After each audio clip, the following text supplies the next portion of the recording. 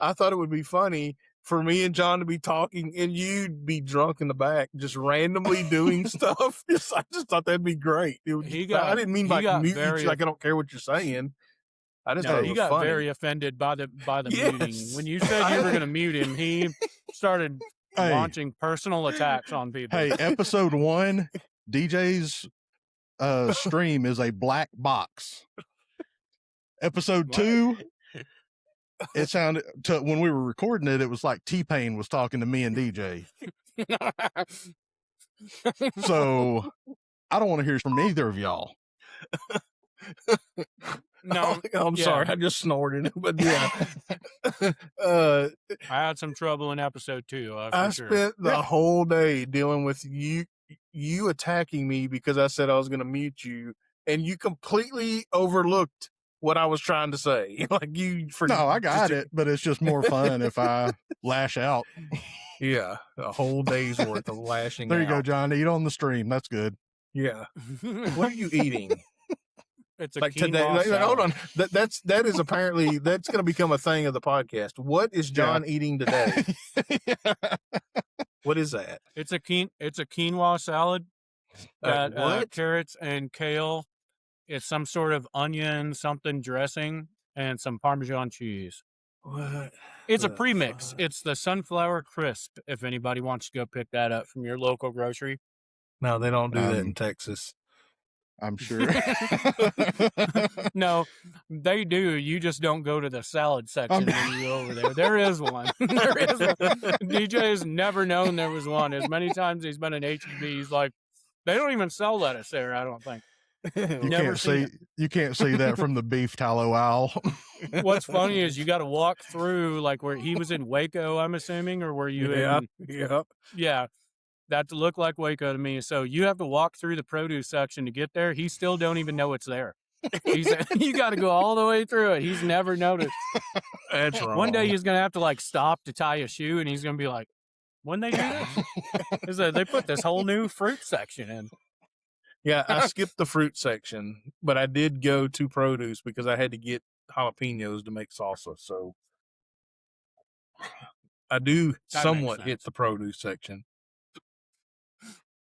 For, what do you call it? Just to make condiments to put on other things. That's what it's good for. Yeah, that's it. Nobody else visits that section. I never see anybody else stopping. Nobody wants that.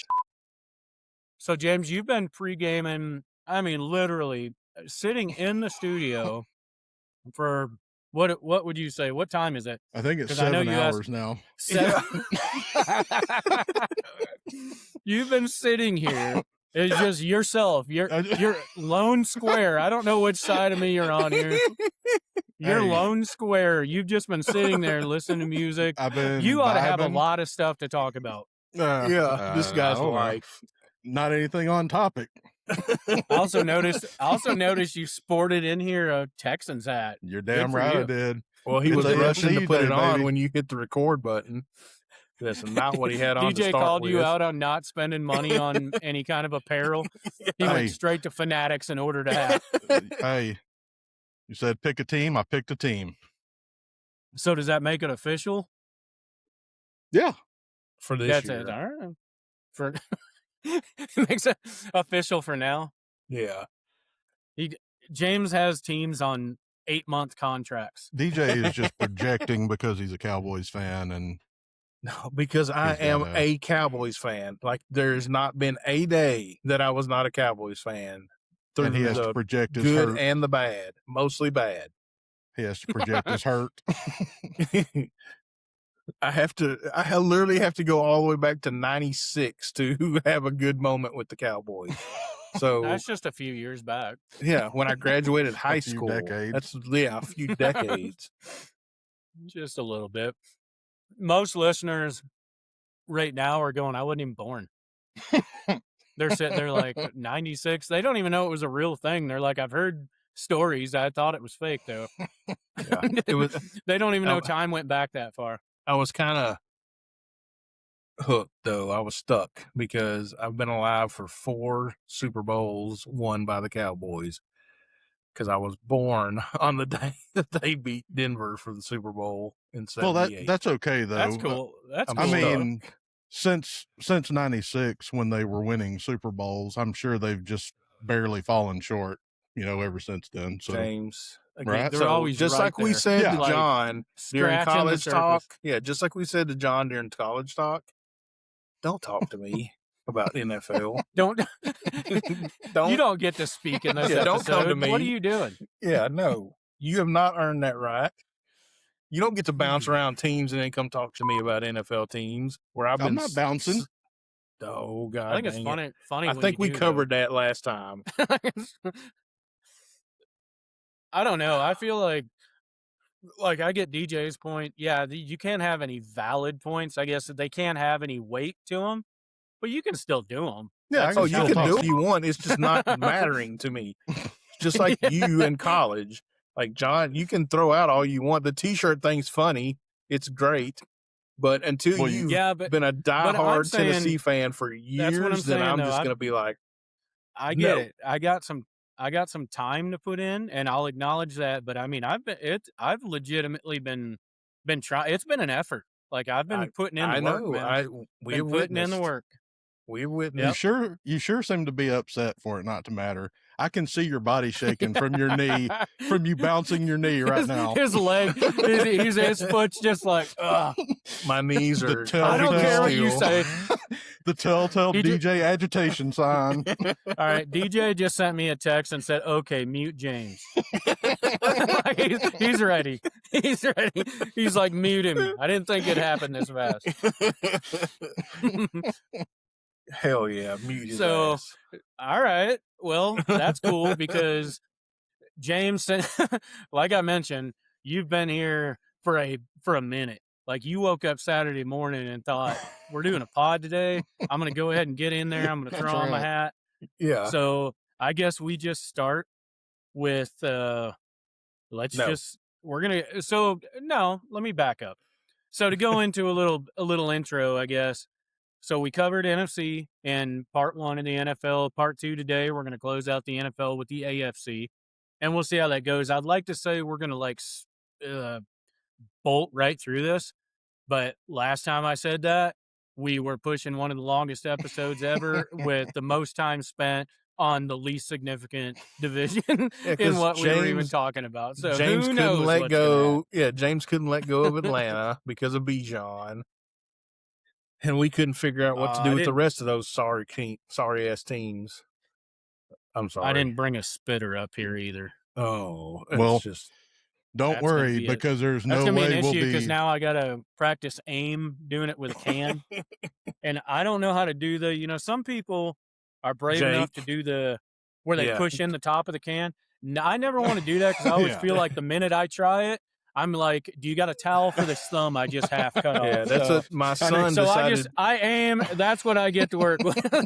I need a glass of milk to put my thumb in on the way to the hospital. Yeah, and let's go to the closest regional hospital, please. My son decided obviously he's been doing that forever, but in high school when he shouldn't have been doing it, he did that at Bible school.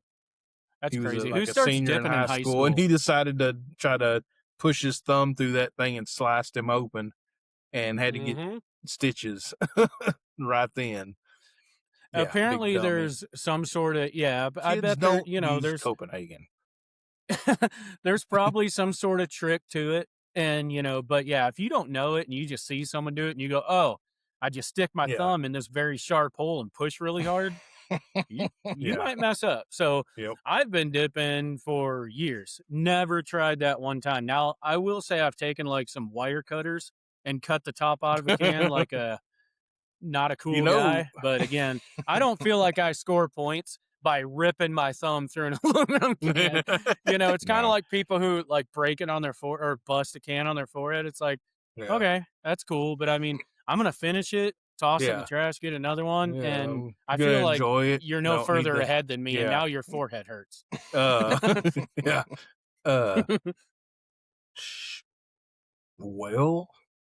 there you go, DJ. That thought just went right out the side of my head. I'm glad that happened because I saw it coming. The minute you said well, and then it was a half second of silence, I thought, this is why he doesn't host this show. Because he just tried to shake off with something. Got completely tripped up, fell on the floor, and went, my thoughts are gone. It just went right up the side of my head. No. All right, DJ. Maybe I messed you up. Oh, I don't remember what it is now. There we go. Let's give you the floor. I'm going to eat my salad. You take it. Go ahead.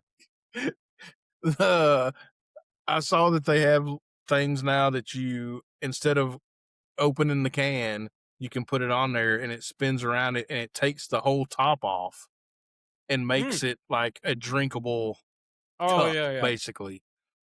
So if you had that, you would have no issue spitting in that can. You'd be able to just spit in the hole.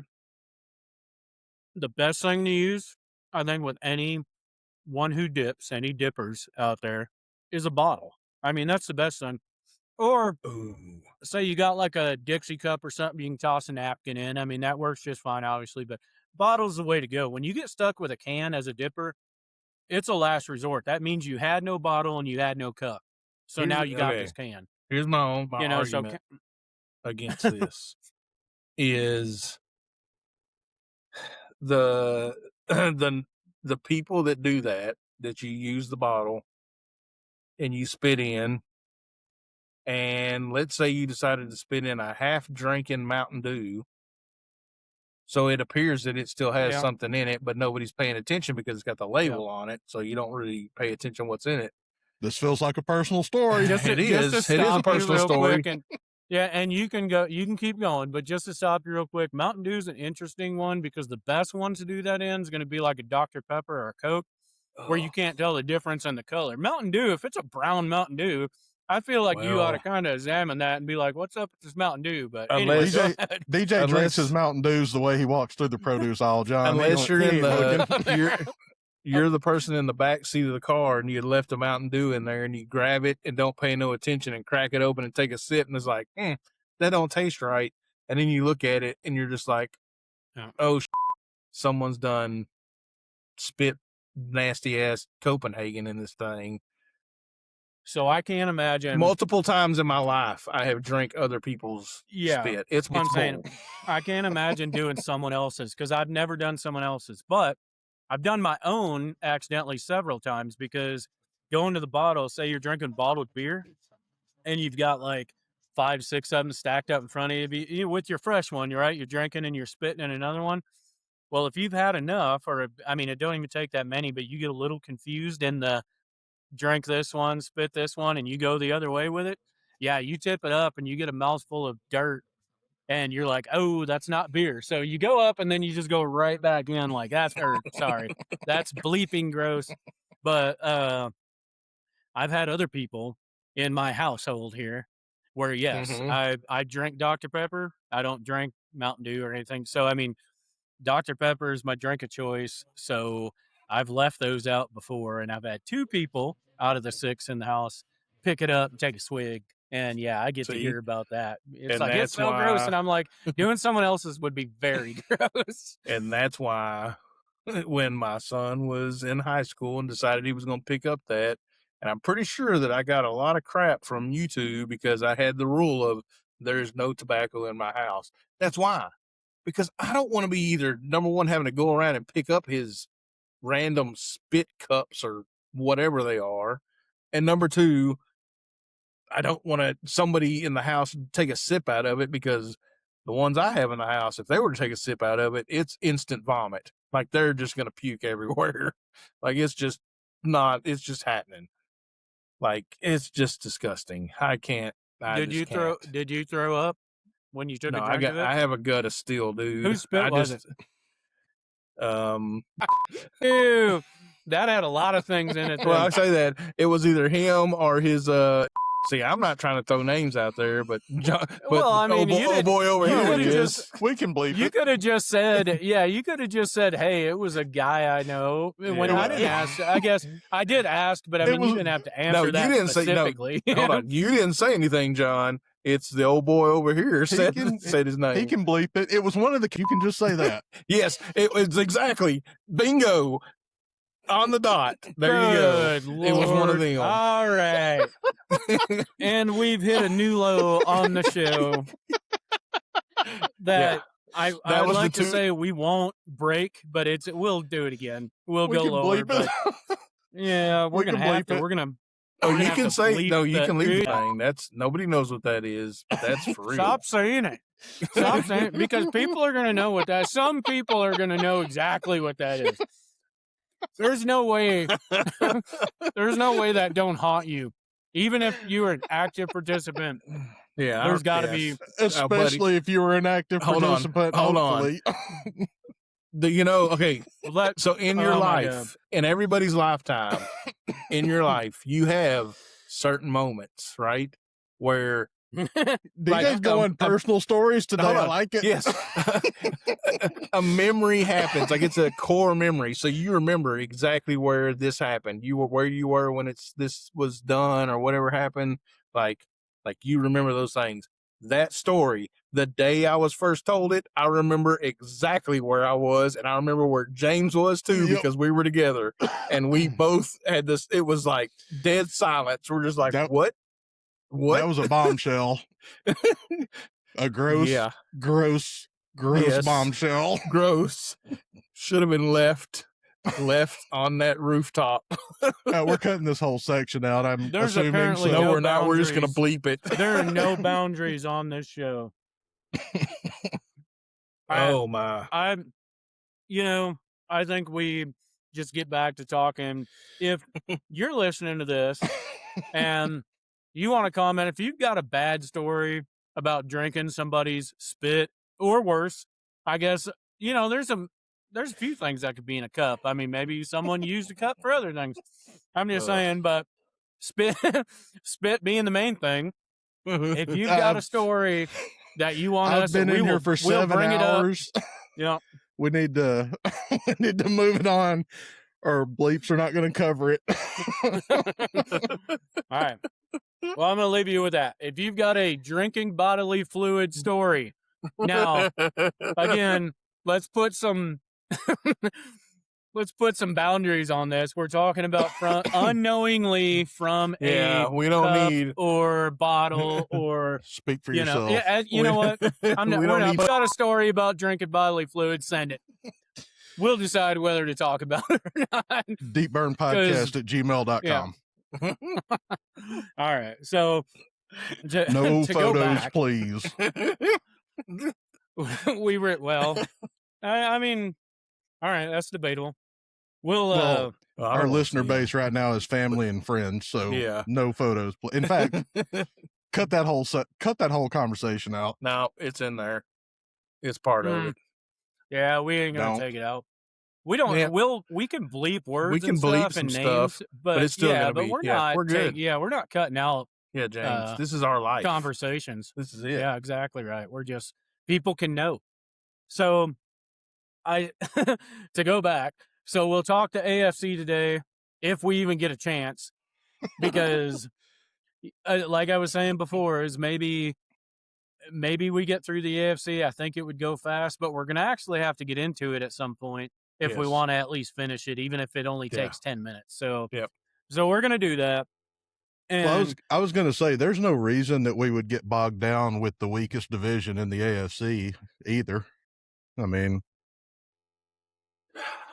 yeah, we will. We'll get bogged. Yeah, we'll get bogged down on the least significant thing. That we're going to rip through like the important ones, and then we're going to stop and discuss why the ones that is crappy is so crappy. Because people got to know. Because I'm sure they wonder themselves, like, hey, why is this division so crappy? So let's just start it off with that division. Are we talking the AFC South? We are. Is that where we're starting? So let's just kick it right off with the Texans. James. Texans come in as I've got 0 notes again, as I hope people are picking up on. I'm just not going to do the work to pick up on facts and stuff. I'm going to shotgun it. And if I'm wrong, I'm just wrong. But I'm too lazy to do the work. So who are we talking about? We're talking about the Texans, the Titans, the Colts, and Jags. Jags. Yep. All right. I got that.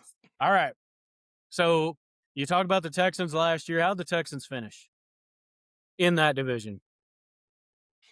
James. We don't DJ? even know. No, we don't even know. All right. We're going to start with the AFC North.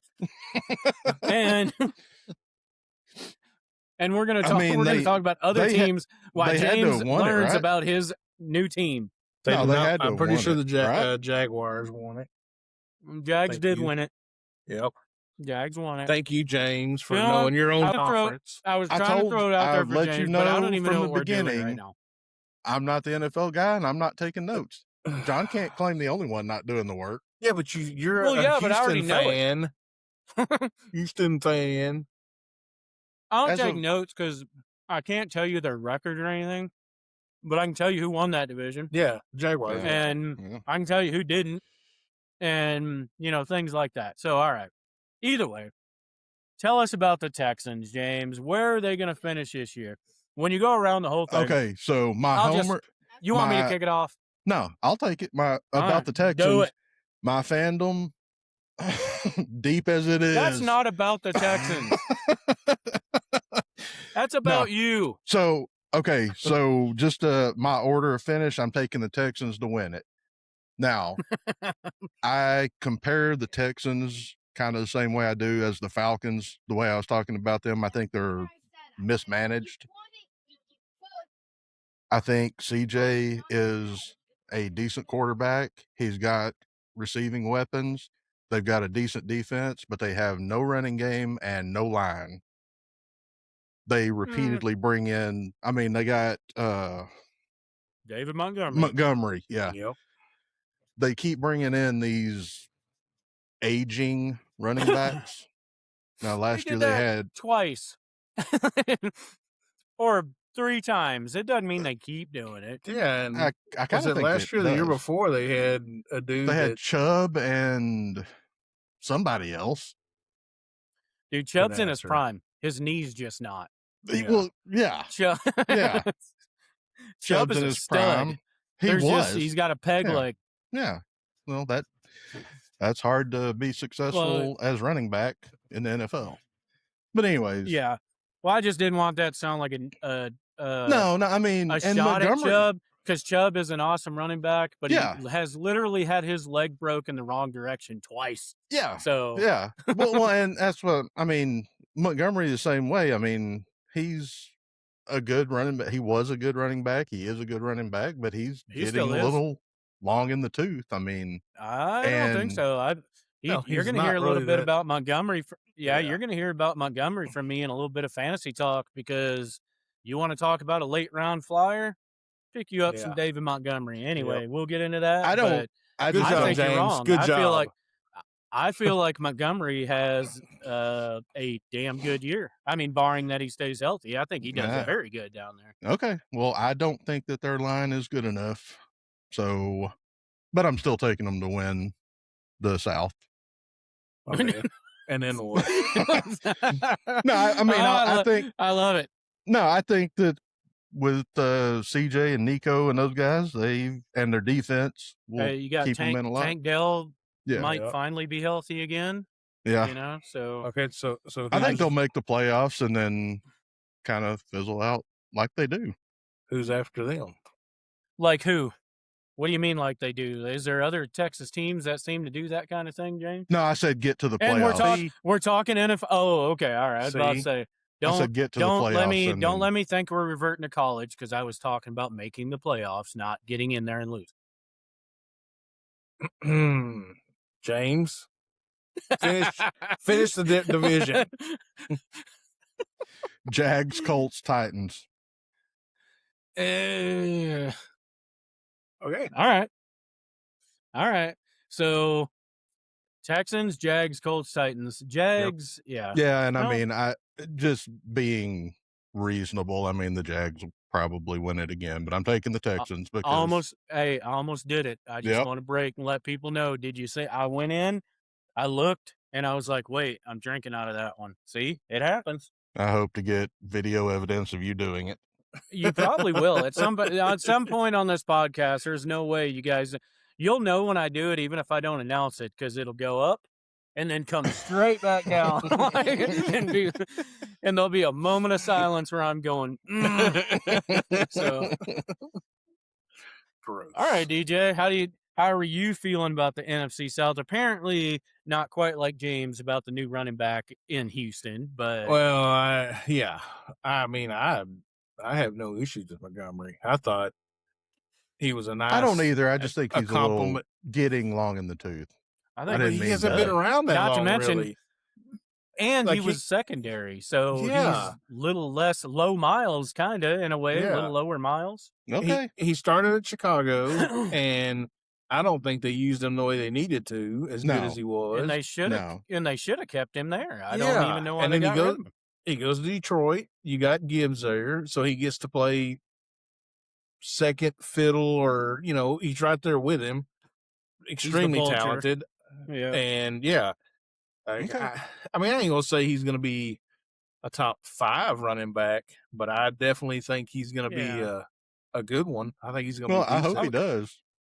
Like, I wouldn't say that, but I mean, when you're talking about decent running backs, or 1,000 yards plus. Yeah, I mean, if he plays all year, 1,000 yards plus, yep, 12, 13 TDs. Yeah, I see that. Yeah, I'm on board with.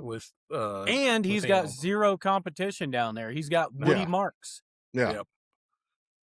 So I mean, and it's not that Woody's crap. I mean, it's just he's not great. I'm just saying Montgomery is going to take that job easy. I mean, that's why they paid him to come down there. Yeah. So he's going to have it as long as he's healthy. He's got now the workload. It's his, that running back spot. It's a chance to be a 3-down back in what should be a decent offense. I mean, even if I guess I don't know about their O-line, and I don't mean step on it. I know, DJ, you're in the middle of it, but just I don't know about their O-line, James. Maybe they do have a crap O-line. I'm not that deep into the Texans, but, man, they got weapons all over the offense. Yeah. Surely adding a good running back along with what they already got, that ought to open things up. So, I see him 1,000 yards plus 12, 13 TDs. I feel like that's where he finishes.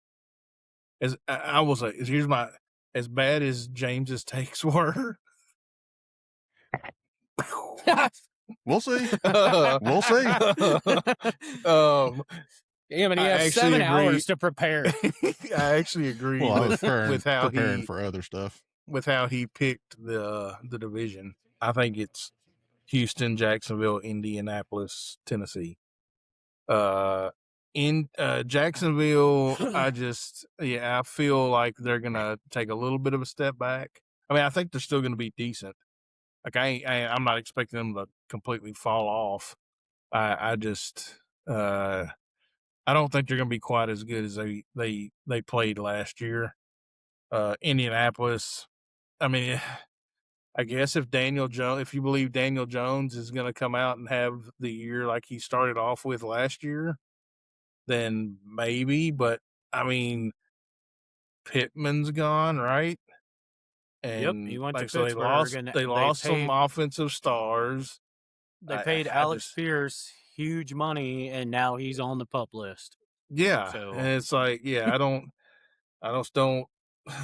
see them. I mean, I still see. I think Indianapolis is a decent team, but I just don't think they have enough to win the division or be a top contender. And then Tennessee's just like really young. I don't know what they're trying to figure out, but they're trying to figure something out. Young. So they're just trying to figure it out. Yeah, they got a young team.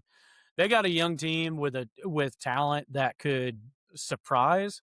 But to sit here and say they were going to do anything more than be 3rd, 4th place in the division would just be a shot. I mean, just in the dark. I mean, it was.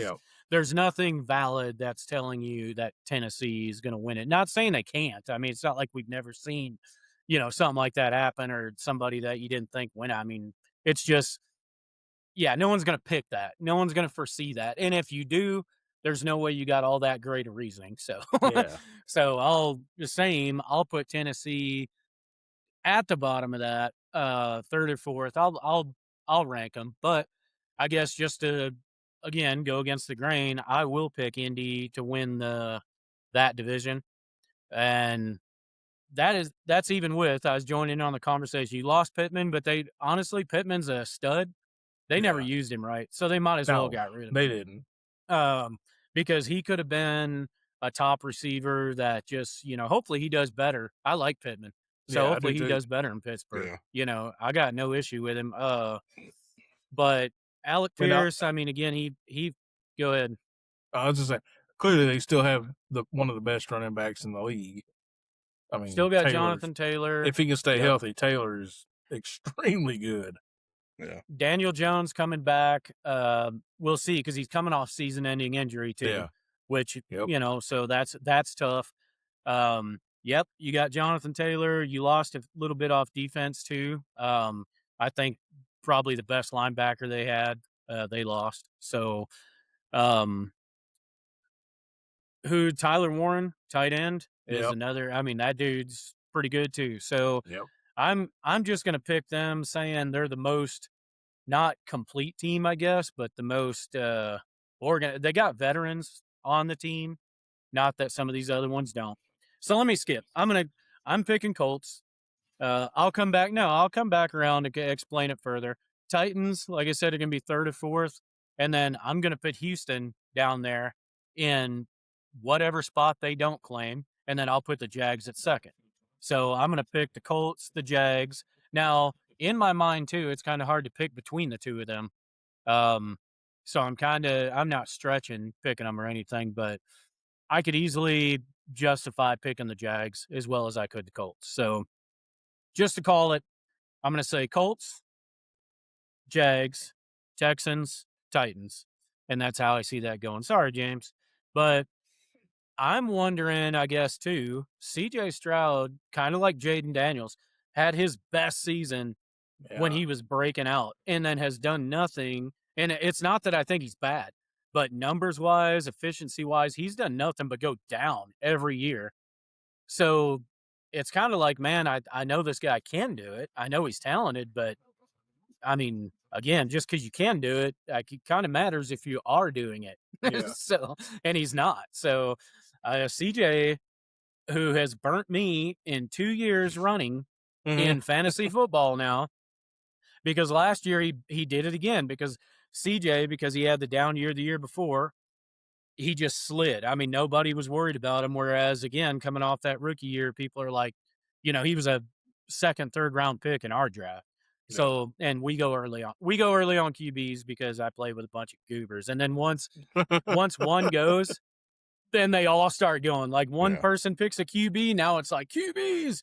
So I've always been, as far as that goes, like back in QB, like back in the day, I was like a Phillip Rivers fan, because Rivers was a dude you could grab in the 7th, 8th round, and he was going to tear it up. And you could let people sit and take all the studs. And you've done filled up with all the top running backs and wide receivers. Exactly. Yeah. So now we're getting into fantasy talk, but No, I know. I'm just saying. So CJ was that guy for me. I was like, everyone's doubting him. He had a down year. Didn't bother me. Well, he had another one. So again, that's why I'm not hating on the Texans, because they did bring in Montgomery, who I think is going to do really good. Yep. Again, back to the fantasy combo. I'm high on him as a later round. You hit him, he's going to be worth, his ADP is going to be way too far back, so I think he's going to be a value pick. But anyway, I feel like he does good. They're loaded at receiver down there, because we didn't even talk about who's Higgins down there. Wasn't he a rookie last year? I mean, that dude's, what's his name, James? Come on. James. Somebody help me out.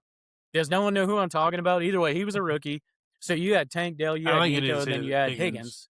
And you got Nico Higgins, Collins. And yep. So they're loaded down. So even on defense, their defense, I'm not sure won't be and can't be the best defense in the league this year. They've got a super good defense. So to pick them third is crazy, but the reason, not crazy, but I guess it's low, or it may seem low, but the reason I do that is because of CJ. CJ is going to have to bounce back. And I said the same thing about Jaden when we talked about the NFC East, is You can't have your best season as a rookie and then just go down and down and down. It's just, it makes you wonder. I mean, was he good or was it just that beginner's luck type thing? Like you went out there not knowing any better. You did okay. Now you're actually trying and studying and knowing things, and you can't pull it off. So we'll see. So well, hopefully Montgomery is what y'all think he is, and they get the running game going, and that'll help CJ out some. Mm-hmm. Yep. I feel like it will, but that's how I'm going to pick it. Colts, Jags, Texans, Jaden Higgins. And then the lonely Titans, Jaden Higgins. And the Titans, again, I kind of want to, like the Titans I like, or I don't like, but the Titans I want to pay attention to a little bit because, again, outside of running back, they still got Pollard and Spears there, Tajay Spears. And so you're not really flashy at running back so much. But, I mean, they brought in who was the receiver they brought in last year that was in Atlanta, came out of Alabama. What was his name? Ripken. No, not Ripken. Ridley. Calvin Ridley. Yeah. All right. So Ridley, and who was, again, that was another guy. His first year or two, stud out there. And then, kind of fell off a little bit. They traded him, but you got Ridley out there. Was it Tate? Yep. That they drafted from Ohio State. So you got Tate out there now. So I mean they've got some pieces, and obviously Cam Ward. I don't know why I'm leaving him out. You got Cam Ward there, so I mean they've got some things there that could possibly. Yeah, we can't. All right, you want to have a college take? Do you want to have a college take real quick, DJ? No, it's an NFL take. I just don't think Ward's that good. All right, but I think I think Tate is. Okay. I mean, I do agree with they've got some young talent. I just don't know if Ward's part of it. They do. They're gonna have to put it together. They're gonna have to figure it out there. He's not Vince Young. You draw last place finish, Titans, and just because the minute I said, "Do we want a college take?"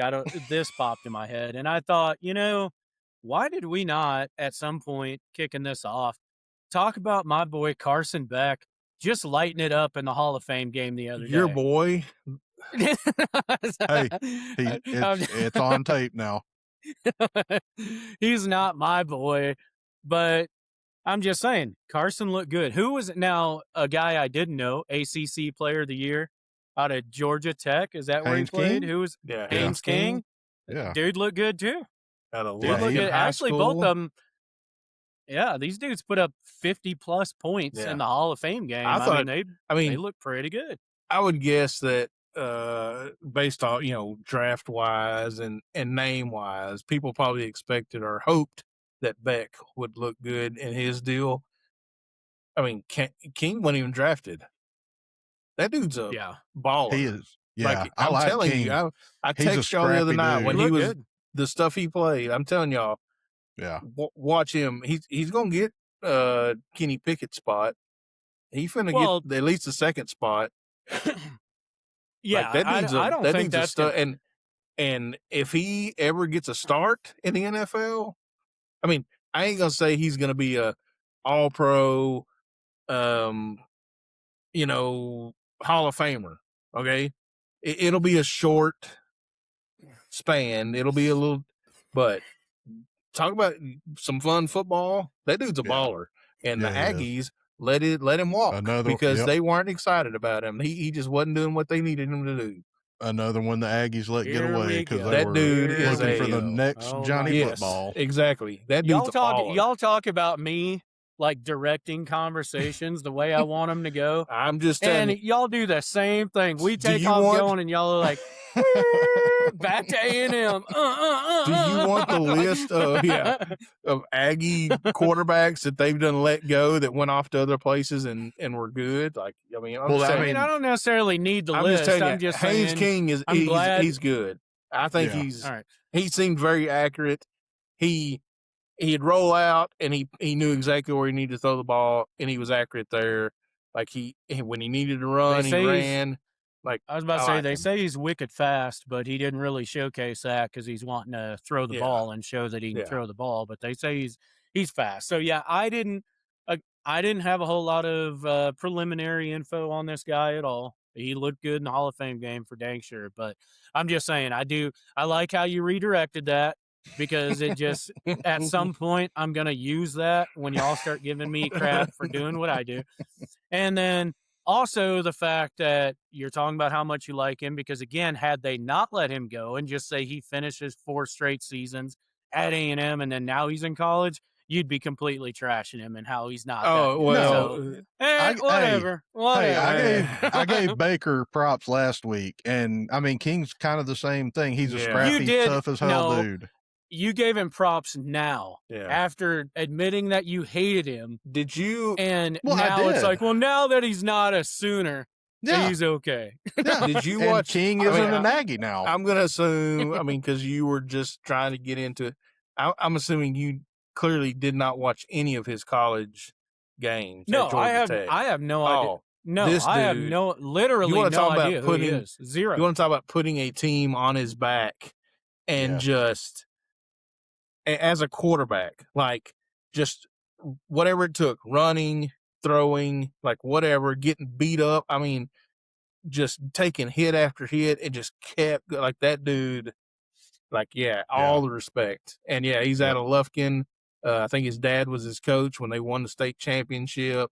Like, I'm trying to imagine. All I'm saying is I'm trying to imagine the same review if he was a lifelong Aggie. There's no way there would be a lot less. So good. There would be a lot less of that. A lot less. But also at the same time, if he would have, like, if they would have allowed him to become what he was going to be, instead of rushing to say, nope, you're not it, get out, we probably would have been sitting here kind of like, can't, like we'd have had issues with the Aggies. All right. So I wanted to mention, I wanted to mention that because in the midst of between episode 6 and 7 now that we're filming, we had the Hall of Fame game, the NFL preseason kicked off, and wasn't as typically, I guess, boring as it normally is. No, it wasn't. I actually watched the game. It was actually a real, a decent game. Yeah. There was some popping going on. Yeah, that pass that Beck threw down. When he laid out the receiver. Yes. That was some hitting like that. I was shocked. I was like, we got some football playing here.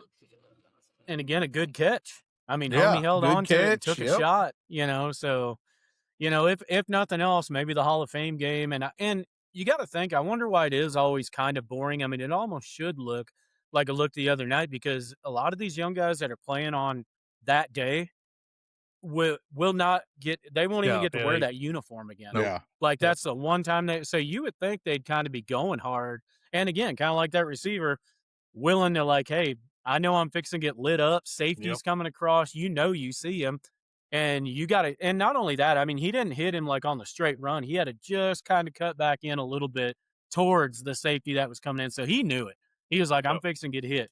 Dude took the hit, popped up, caught the ball. So you would think you'd see a lot more in that game, which you typically don't. But this game in particular, and I'm sorry, Pitt fans, or fans of Kenny Pickett, if those guys are out there. And I'm not saying Kenny's bad at what he does, but yes, Kenny had to start a game.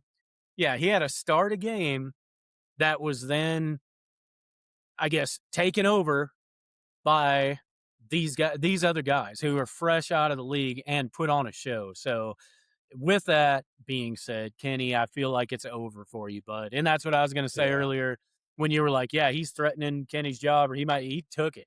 He took it after about 3 drives, and then Kenny's job's gone because Kenny's been there. Kenny's seen it. Kenny's started in NFL games. I mean, he's had a chance. And the fact now that you're in that game and you're looking at the same defense as they are, and people got to know that too. In the Hall of Fame game, you're looking at the most basic defense you're ever going to see. Nobody's running stunts. Nobody's running twists. Nobody's coming after you. I mean, all it is just, it's a basic. We're either, I mean, straight up, it's 2 things, I think. It's like a scrimmage. More. But the way I picture it is they're going, all right, we're going to run 2 defenses.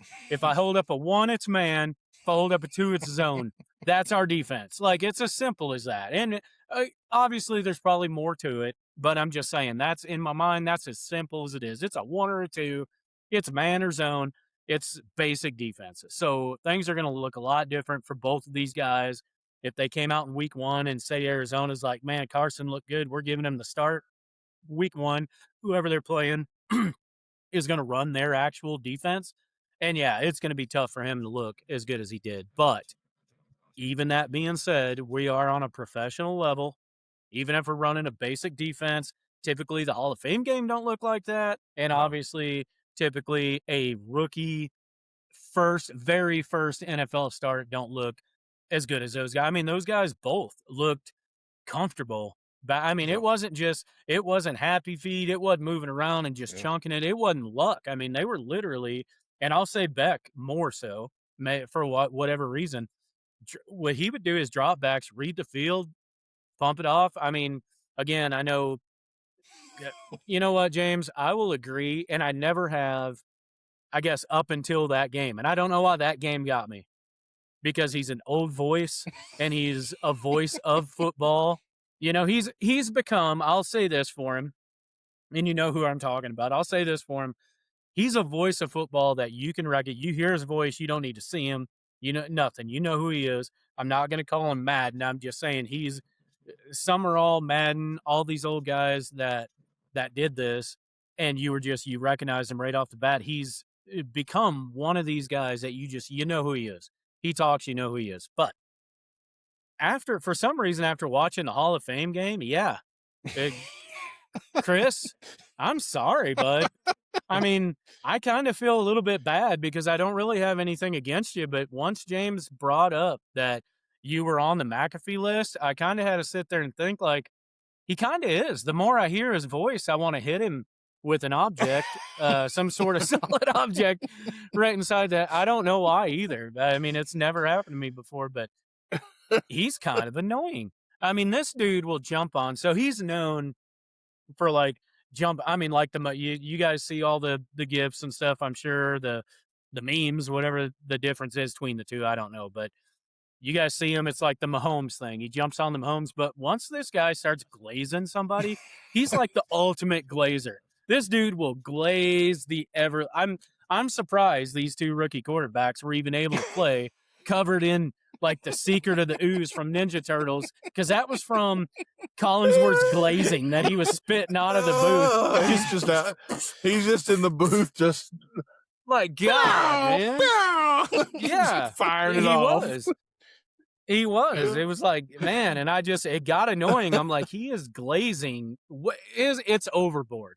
It's overboard. Yeah. I understand. Again, I was surprised watching the game, and that's what we've been talking about. I was surprised. But I mean, to sit there and do what he was doing on national television, it's like, all right, but calm down a little bit. Like, it is. There are some other factors here. Again, we can talk about the plain defenses and stuff. So, all right. Anyway, I'll close it out. I'm just saying, shout out to the Hall of Fame game being played, which is awesome because that kicks it off. First preseason game, and also a couple what could be surprise QBs in this league at some point. And you know, you got Jacoby Brissett there in Arizona, who's a veteran. I mean, Jacoby, he's one of them guys that he's going to make some mistakes still. I mean, that's why he's just not like a top tier quarterback. But at the same time, Jacoby will come out in the game and throw for 500 yards. Yeah. I mean, like, this guy he's kind of like the Ryan Fitzpatrick a little bit to me. He'll come out and throw up a game that might be the best stat-wise game of the year, yet he'll also have the 4 worst stat-wise games of the year. So, no way to read this guy, but that's why he is where he is. But I say that to mention that's what Carson Beck's got to compete with is Jacoby Brissett, who is what do you call him when they're bouncing around teams? He's a quarterback that he makes his rounds. He's a wanderer. Yeah, there you go. I mean, he's a wanderer in the NFL. So it's not that he's bad, but Carson Beck's in a good position because that's his competition. It's not a set in stone type thing. So yeah, Chris Collinsworth, I do apologize, but James is right. For some reason, you've somehow made that list for me too. It's funny too that we have a McAfee list does that mean that we're all, well, DJ hadn't thrown it out, but James, does that mean we're in agreement? Or were you just throwing it out because that was my list? Is McAfee on your McAfee list? I called it the McAfee list because of you, but I don't disagree with you about him. He does make me laugh every once in a while, but he is only good for me in short bursts. I can't deal with him. Yeah.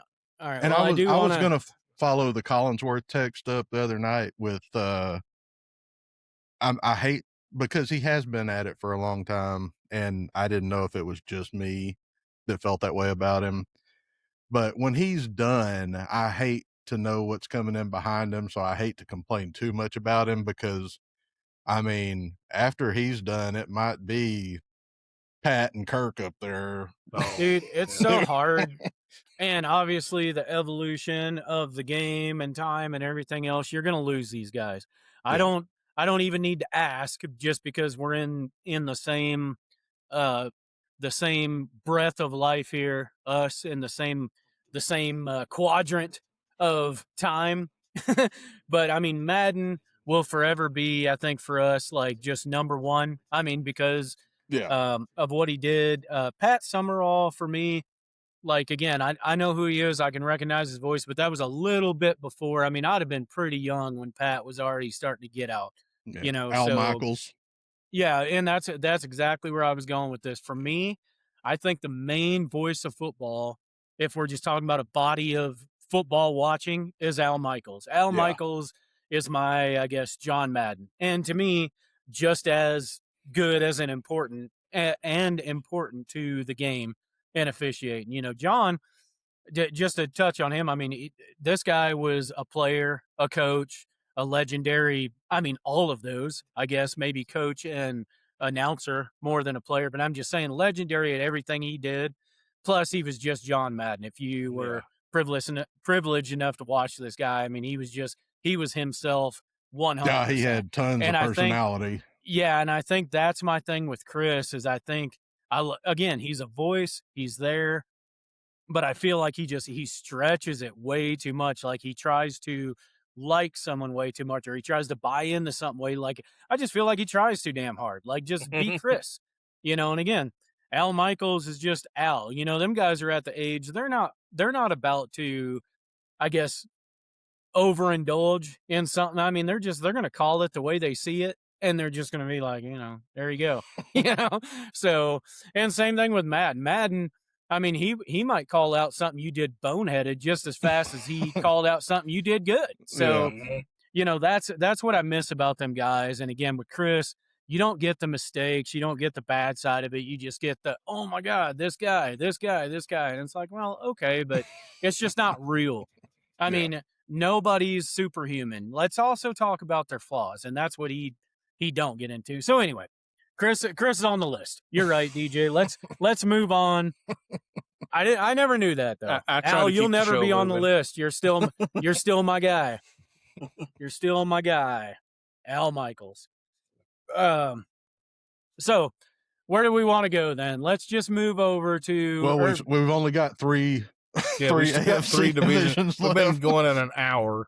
And we've only done one division, so go ahead. Well, just like how we started this out, I tried to get out in front of this because I saw it coming from last time. I'm like, hey, we're going to do the AFC in 15 minutes. We're going to have to try to figure out what to talk about. But I was like, there's no way it goes that way. So here we are again, like you guys said, almost an hour in. We've covered one AFC division and a lot of other things. So let's move on. Before we sidetrack again, let's just move up to the AFC North. Let's go talk about them guys up there who, in that division, you actually got, I guess, a little bit of competition or a little bit more competition than the AFC South, because you do have a team in that division that I feel like is kind of like your default last place team. But let's start at the top and work our way down, and I'll kick it off. So, talking about this, you got Buffalo and New England, and sitting with those two. That's the East. Oh, I'm glad that happened. Oh, all right. Sorry. Let me move. All right, fine. Let me. And you know what? My mistake. Fine. You know what? I'll say the same thing about the North then. No, I'll say the same thing about. I'm just gonna skip right on over. There's no cuts. Yeah, I was just talking about Chris Collinsworth not admitting mistakes. No, my head was in a different place. Fine then. You still got 2 teams. Yep. And Baltimore and Pittsburgh. All right, you still got 2 teams right there. And then I guess Cincinnati being your wild card because you want to talk about another team that's got some talent, but can't really put it together. Are we disagreeing on it? Go ahead and make your points.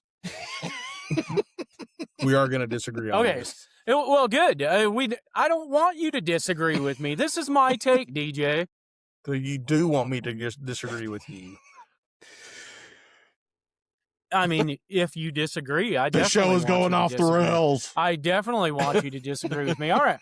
So let me finish my take, and then let's hear how you disagree. So to me, in that division, it's still Pittsburgh and Baltimore.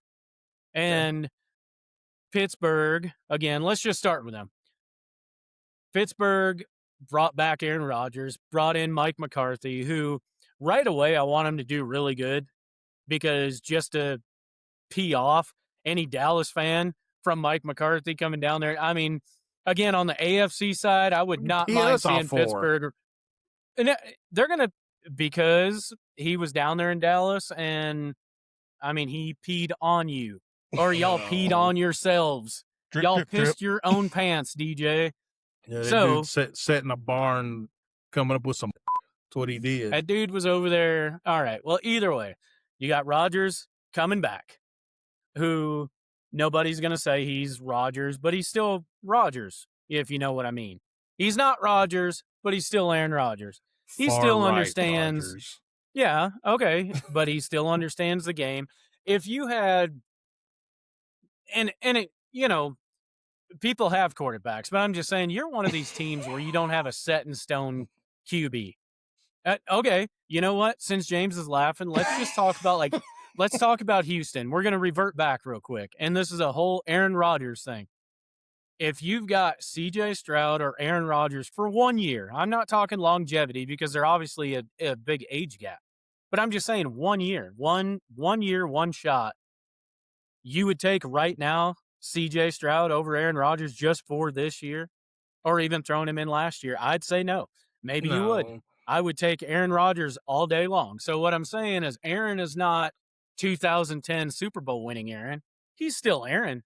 I mean, the guy's still better than, I mean, I don't know how many percentage. Again, I'd have to look at it because I didn't plan on discussing this. But to make my point, he's still Aaron. So Pittsburgh's bringing Aaron back. You got Mike McCarthy. I don't know that makes a difference because you're coming off Mike Tomlin, who's also a good head coach. So, I mean, we'll see what difference that makes.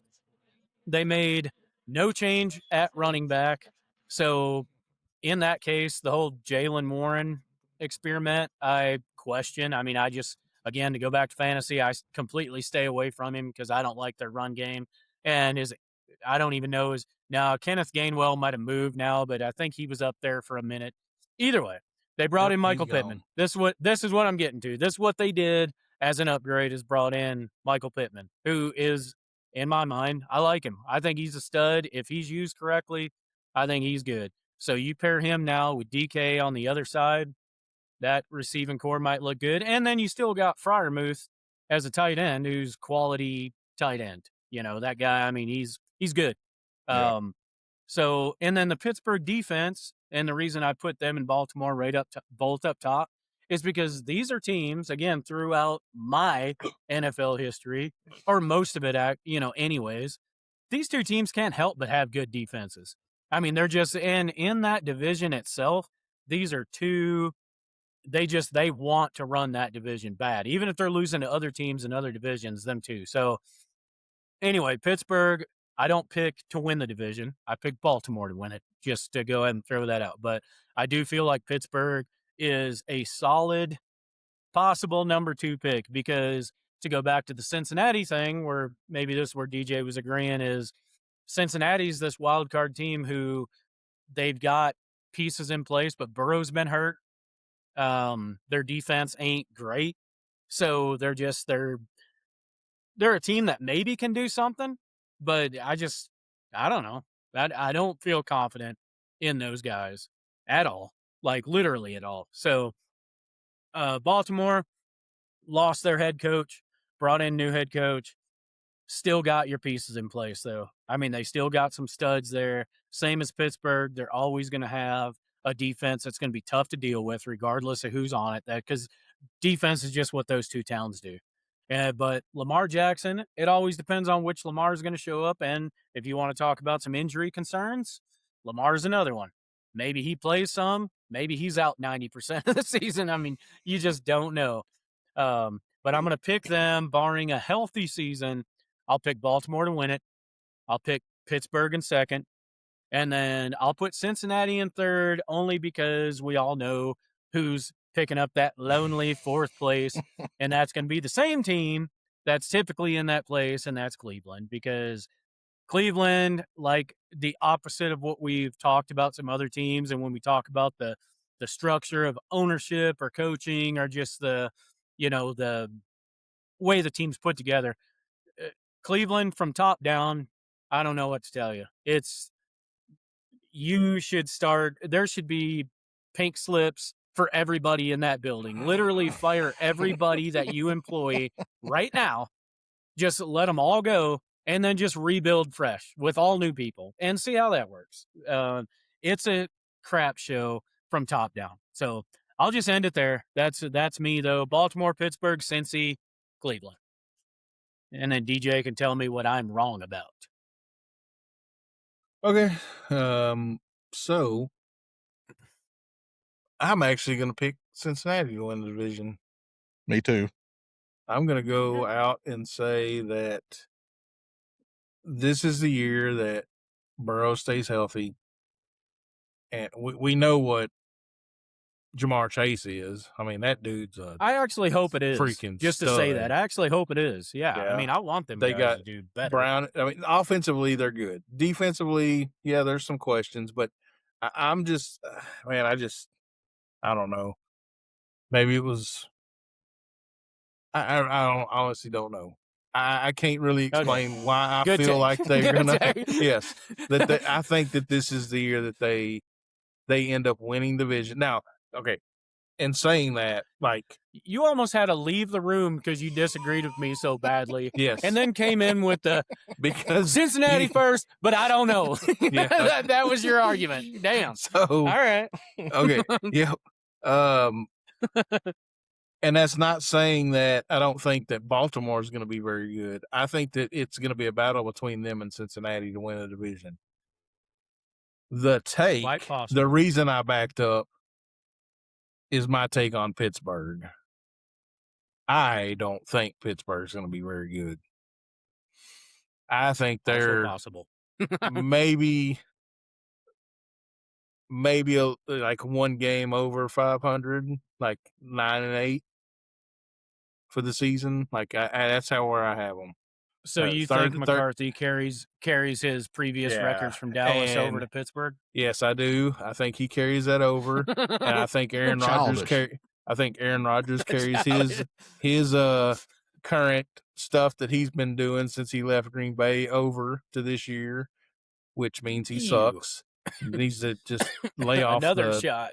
Yeah, lay off the whatever what's the stuff he smokes? Ashwagandha or whatever. Yeah, whatever it is that he smokes and sees James things. As our expert. Yeah, what is it? As our expert. What is it? Not our expert. Damn, I didn't say that. I said expert. Well, I mean, it's the same thing. Anyway, Oaxaca. DJ knows how to cut to the heart of you, Baxter. Yeah. Anyway, I just don't. I don't see it with Pittsburgh. So, and then I absolutely agree. I mean, I think everybody in the world agrees that Cleveland is going to be. Every division may have this team. Yeah, where there is no team. There is no team in the NFL that likes to collect names, not talent, names from college football and put them on their team more than Cleveland Browns. Yep. They do not collect talent to make a team. They collect names. And that's why they continue to be the gutter of the NFL. I mean, they had good way to put that. They had Garrett there, and like he was really good. I'll give them that, but they couldn't do nothing with him because they put him around a bunch of. Their defense was decent with him, but offensively they couldn't win any games or win enough. So now he's, much of their talent ends up going somewhere else to actually win something. They don't do nothing while they're there. So it's just a crap organization, and they should dissolve. Yeah, I'm not gonna say that, and that's what sucks about Cleveland too. Just go away. Yeah, that's what sucks. It really does about Cleveland, because Cleveland is an old, and again, can the NFL ask for new owners? Can they force new owners? No, that's what I'm saying. Is they need this is a storied franchise. I mean, this is a franchise that's had people. This is a franchise that you can look way back and they can have some respect. I mean, and it was the original before Baltimore Ravens became the Baltimore Ravens. That was the Cleveland Browns. Exactly, and that's it's like Browns we're talking old school football here, with a lot of history. It's just the history, the good history with this team ended so long ago and has not picked back up. No. So that's exactly why I was saying they should just fire everyone there, because, like, to your point, is can you just fire and say, all right, you got to sell the team. Y'all have been trashed long enough. I really wish they would, because, I mean, Cleveland Browns is not a team I'd like to just see go away.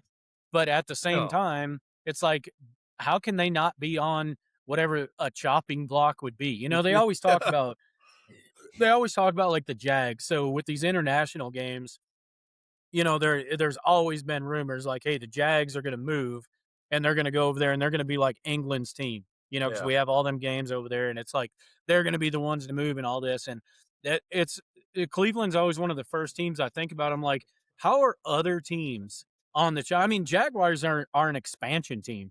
Again, anyone that's 20 years and younger, that's just a team that's there. But to the rest of us, they're an expansion team. The Panthers, I mean, Titans, same thing. I mean, moved from Houston. Well, I'm just saying in the same time frame. They just moved. Yeah, I mean, I'm just saying in the same time frame is that these people don't realize that these changes were made. It's just the way it is. But it's like, I mean, these things were happening. Teams were moving.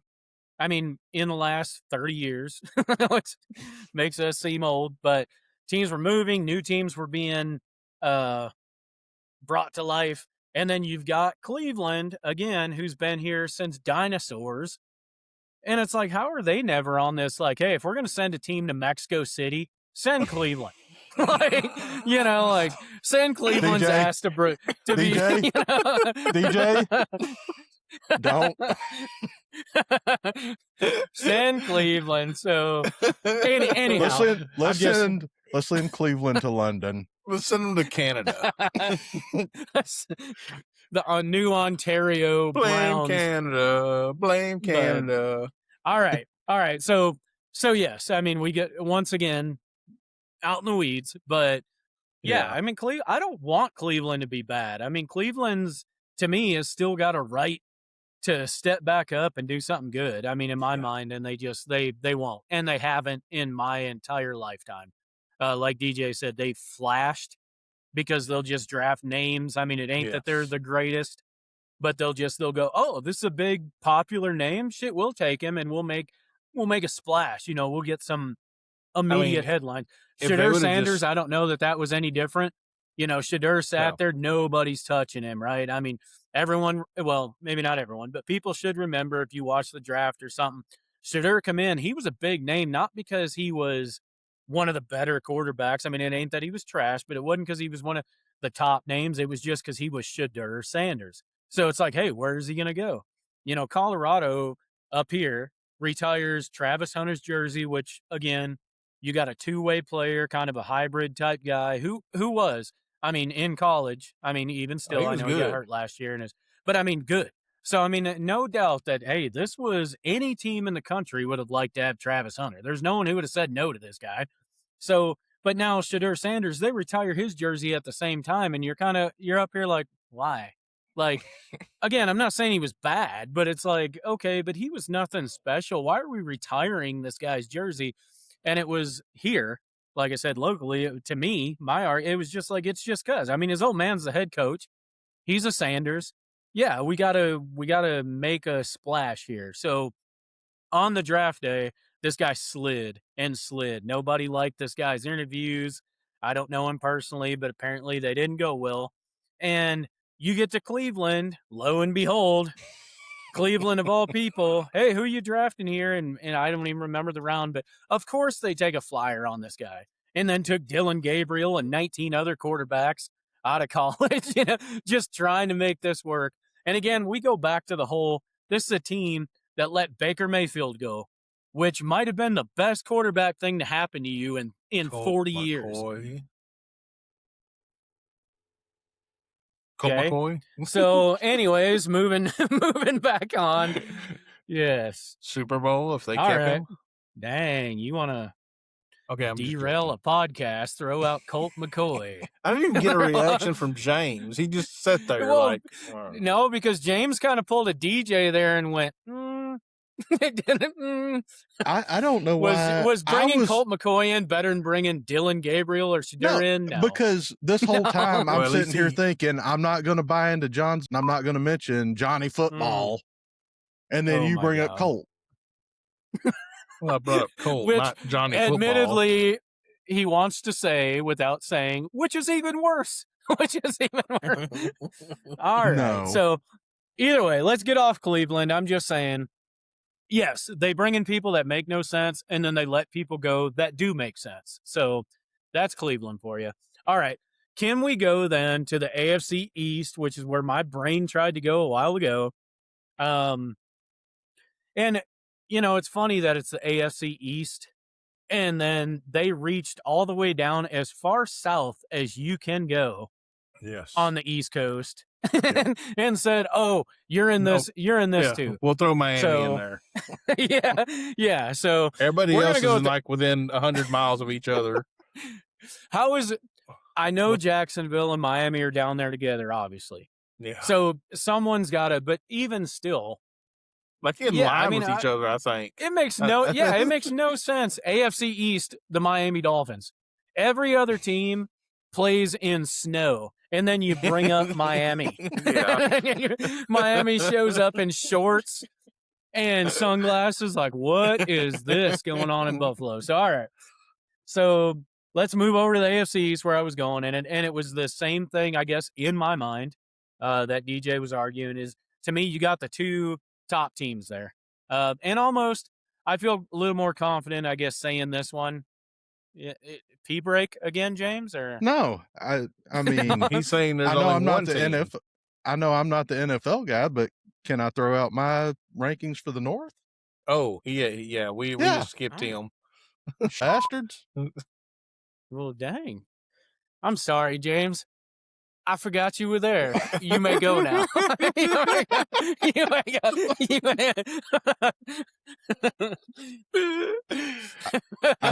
I think.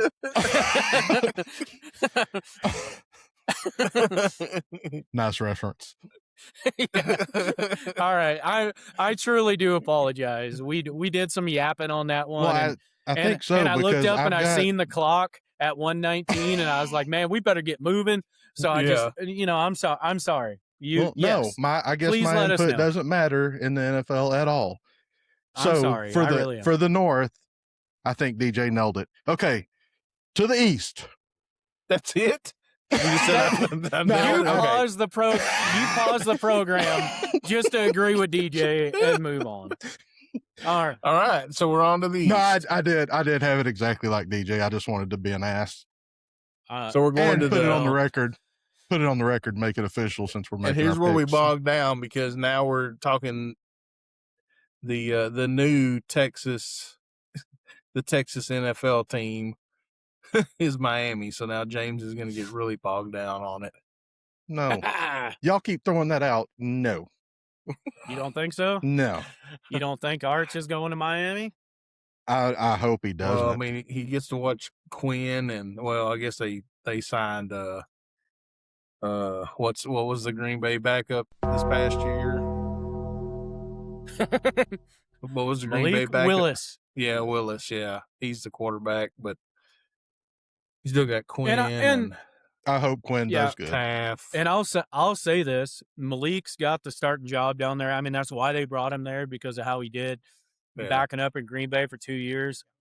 While he was there as a backup, I really did learn. Again, knew nothing about this guy coming out. I knew he went to Tennessee. You know, they drafted him out. And correct me if I'm wrong, but was that a Louisiana Monroe guy? Is that or was it usually? He came from a smaller school. Malik Willis. Yeah, I don't. Okay, he was. We may have to fact check that. Okay, we may have to fact check that, but he came from a small school. He did really well. A lot of people I remember questioned whether he could turn that into NFL, level talent. James, you can look that up for me. Let me know if I'm wrong. But either way, I remember Tennessee drafted him and thrust him in there as teams like Tennessee does. He didn't hack it, but when he was in Green Bay, I'm not kidding. There were games he came in for Love to finish the game, and then games when Love was out. And I'm sitting there legit, and this is not a shot against Love. I think Love is I like it. He's our quarterback. Like him a lot. I think he's talented. I think he's awesome. I want him there.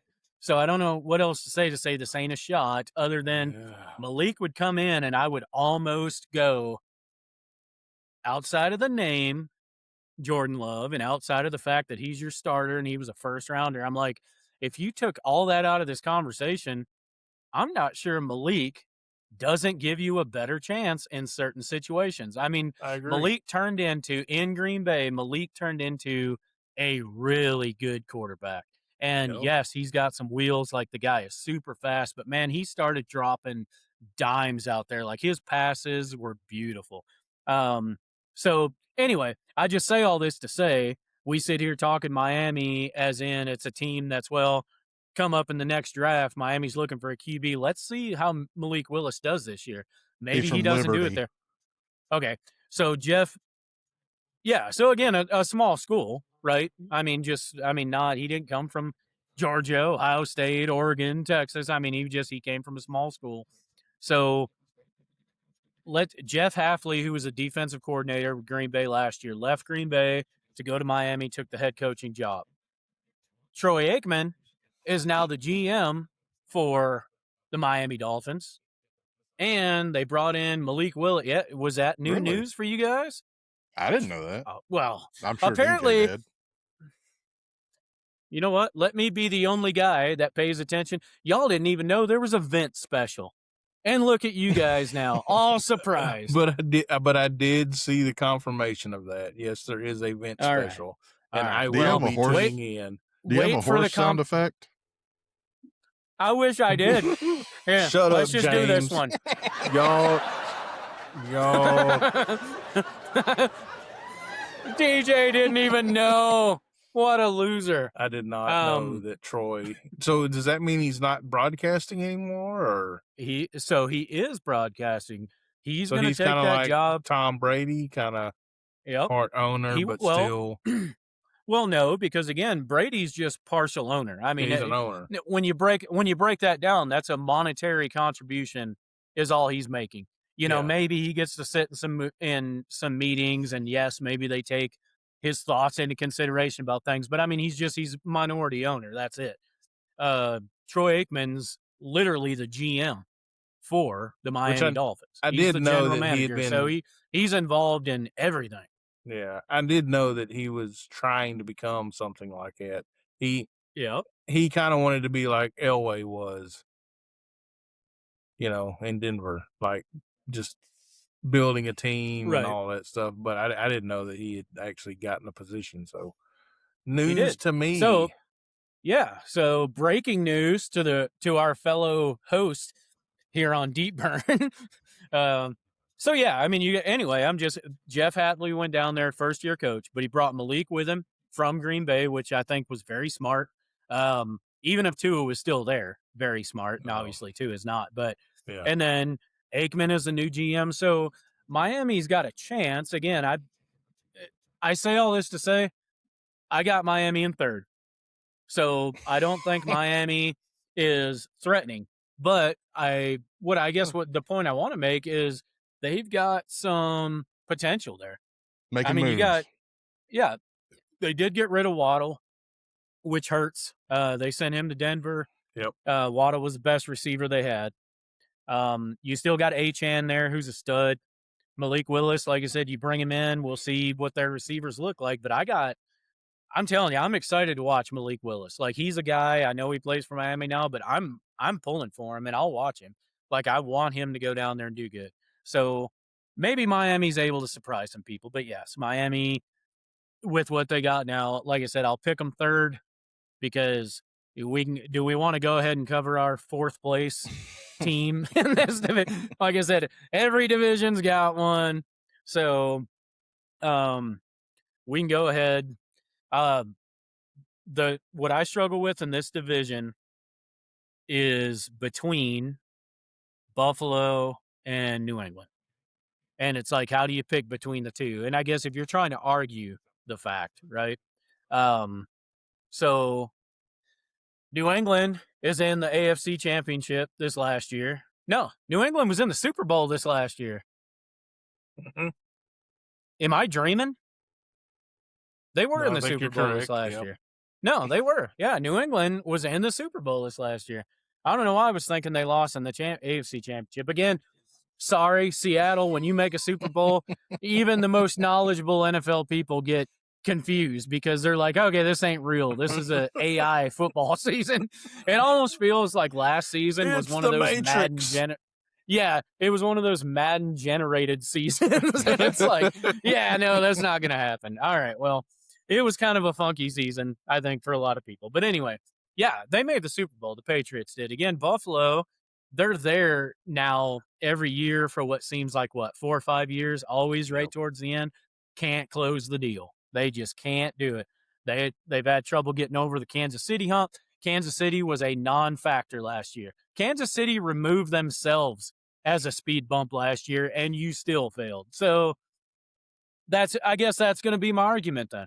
I'm going to pick New England because they are the reigning AFC champs, and you couldn't do it even without the team that's been giving you the most trouble, being the Chiefs. So New England, Buffalo, Miami, and poor New York. Because, I mean, do we want to even touch on them guys? They did bring in Geno. Yep.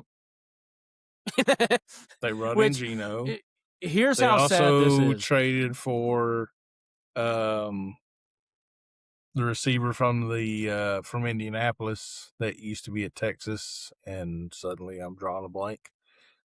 Donnie Mitchell? Mitchell, yep. He's there now to go with Garrett. Hey, James.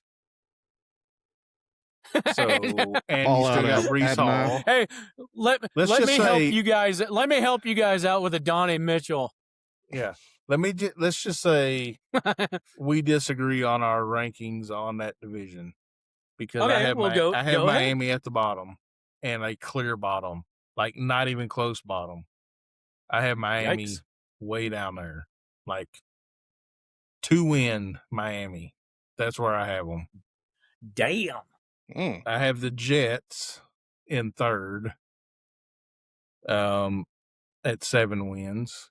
And it's because, like I say, they've made some additions. Like they're not a bad team, and I don't mind their coach either.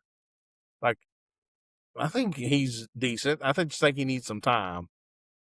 But when they're talking about a lot of speculation. I mean, not a lot of speculation, but they're talking about with that team. And just to speak to your point real quick is,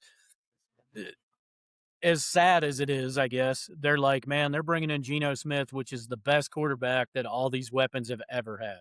Yeah. So when you talk about the weapons, I mean, yeah, Breece Hall is a good running back, again, stuck in New York. Garrett Wilson's an awesome receiver, again, stuck in New York. So if Geno is the X factor, I mean, you may indeed be right. I mean, they even may make more noise than what even you think they might. So yeah. I won't argue with that. I guess is all I'm saying. I mean, there's definitely potential. Yeah, he was. I really liked him when he was in Detroit, coaching there. I thought their defense was really good with him, and then I just like him. I think he's going to end up building. It's going to take him some time, but he's going to build what he needs there and at the Jets. So when you get to the top, I'm going Buffalo. I know that. I mean, they still have Josh Allen, and if you look at last year, they were still one of the top teams, and they had no wide receiver one. Like, who was their wide receiver one? They had lost Keon Coleman. Okay, exactly. Diggs was there for a couple of years, and when Diggs was there, that was a clear wide receiver one, and they were one of the top teams. Like, they were right there. DJ Moore now. Yeah. So now they have DJ Moore, and so that I feel like that's now they're back right up there. I know they changed coaches, but it was within the same coaching staff. You know, so yeah, I'm picking Buffalo to win the division. It's going to be close, but I put New England in second because I think they're going to be a victim of the last year they didn't play pictures with the reporter. Well, they are going to have to deal with a bunch of that. That's probably going to be every week. Hey, he did therapy sessions. He's good now. Yeah, that's great. He learned not to cheat on his wife. That's good job. All he needed is someone to explain this is wrong. This is not what you don't put your PP there. Anyway, did they show him? They showed him pictures. It was like yes, and then an X. Big X. No. Yes. No. Wife. No. Yeah. Anyway. Oh, I get it. All right. Now it makes sense. I think they're going to be a victim of the schedule thing, where last year they did not play as tough of a schedule, and this year they're going to get a tough schedule. And I still think I still have them as a playoff team. Like I think they're a very good team. I just don't think they're. I think Buffalo ends up AJ. winning. They did bring up AJ Brown. AJ. So see how that works out. But I don't see them. Oh, and they signed. Yeah, and they signed Romeo Doubs to like a $70 million contract too. So they brought in Doubs and AJ Brown. I mean, got a what? How much? Nothing. It was like 70. Again, James, fact check us, buddy. Maybe I'm way off for Dobbs. No, I maybe I'm way off, but Dobbs, just to speak to Dobbs, I mean, again, Dobbs ain't your like number one like stud or whatever, but I mean, when you're bringing in a receiver, I mean, definitely, I don't know who to compare him to. I mean, Dobbs he's a good. I mean, that dude's got sure hands. I mean, I'll tell you that. So, at number 2 receiver, Dobbs is nothing to shake a stick at, I guess. I mean, he's good. Now, 4 years, $68 million. Okay, so like $70 million. Yeah. Dobbs is a good receiver. He's better than people gave him credit for. Again, he was buried, I mean, on a team that had 8 other receivers. So, anyhow, either way, I'm just throwing it out there informational wise is they brought in those additions. So we'll see if that helps, because before, again, Booty was the best receiver that New England had. Yeah. So, we can talk. What has Dobbs done? Okay. I mean, we're talking about Booty as your number 1. So you brought in AJ Brown and Romeo Dobbs. I mean, shit, that's got to be an improvement. I guess so. All right, James, what you got? I got Bills, Pats, Dolphins, Jets. And the reason I went with the Bills over the Pats is exactly what DJ said. I think the schedule is a big factor that kind of tips the scales in the Bills' favor. And I don't know. Well, then it may be too. Yeah. That's a interesting argument you made about the Jets, because you're right, but I still think they're gonna drag up the rear. Yeah.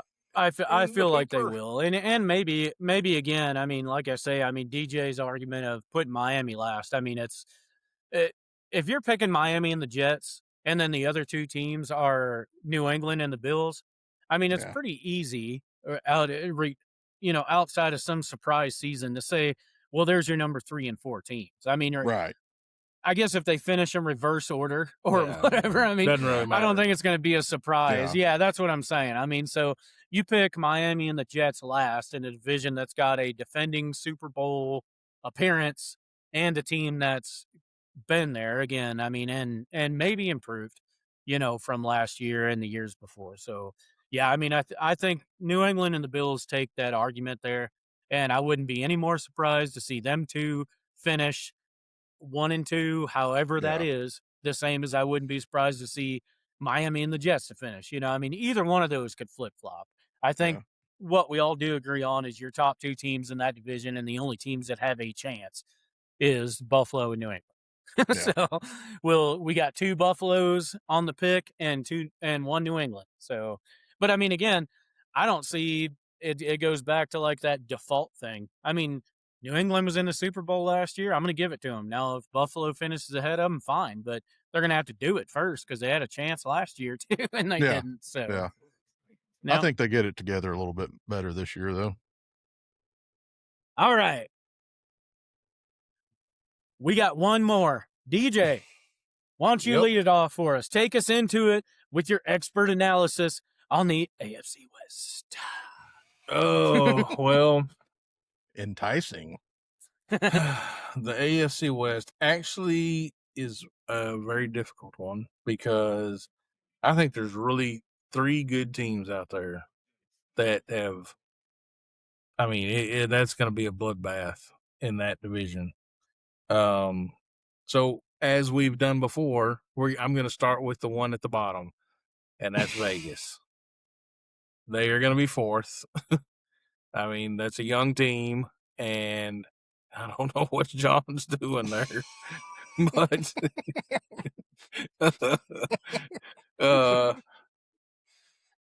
Vegas, lots of young talent. You know what he's doing. Yeah. He just didn't send a text message.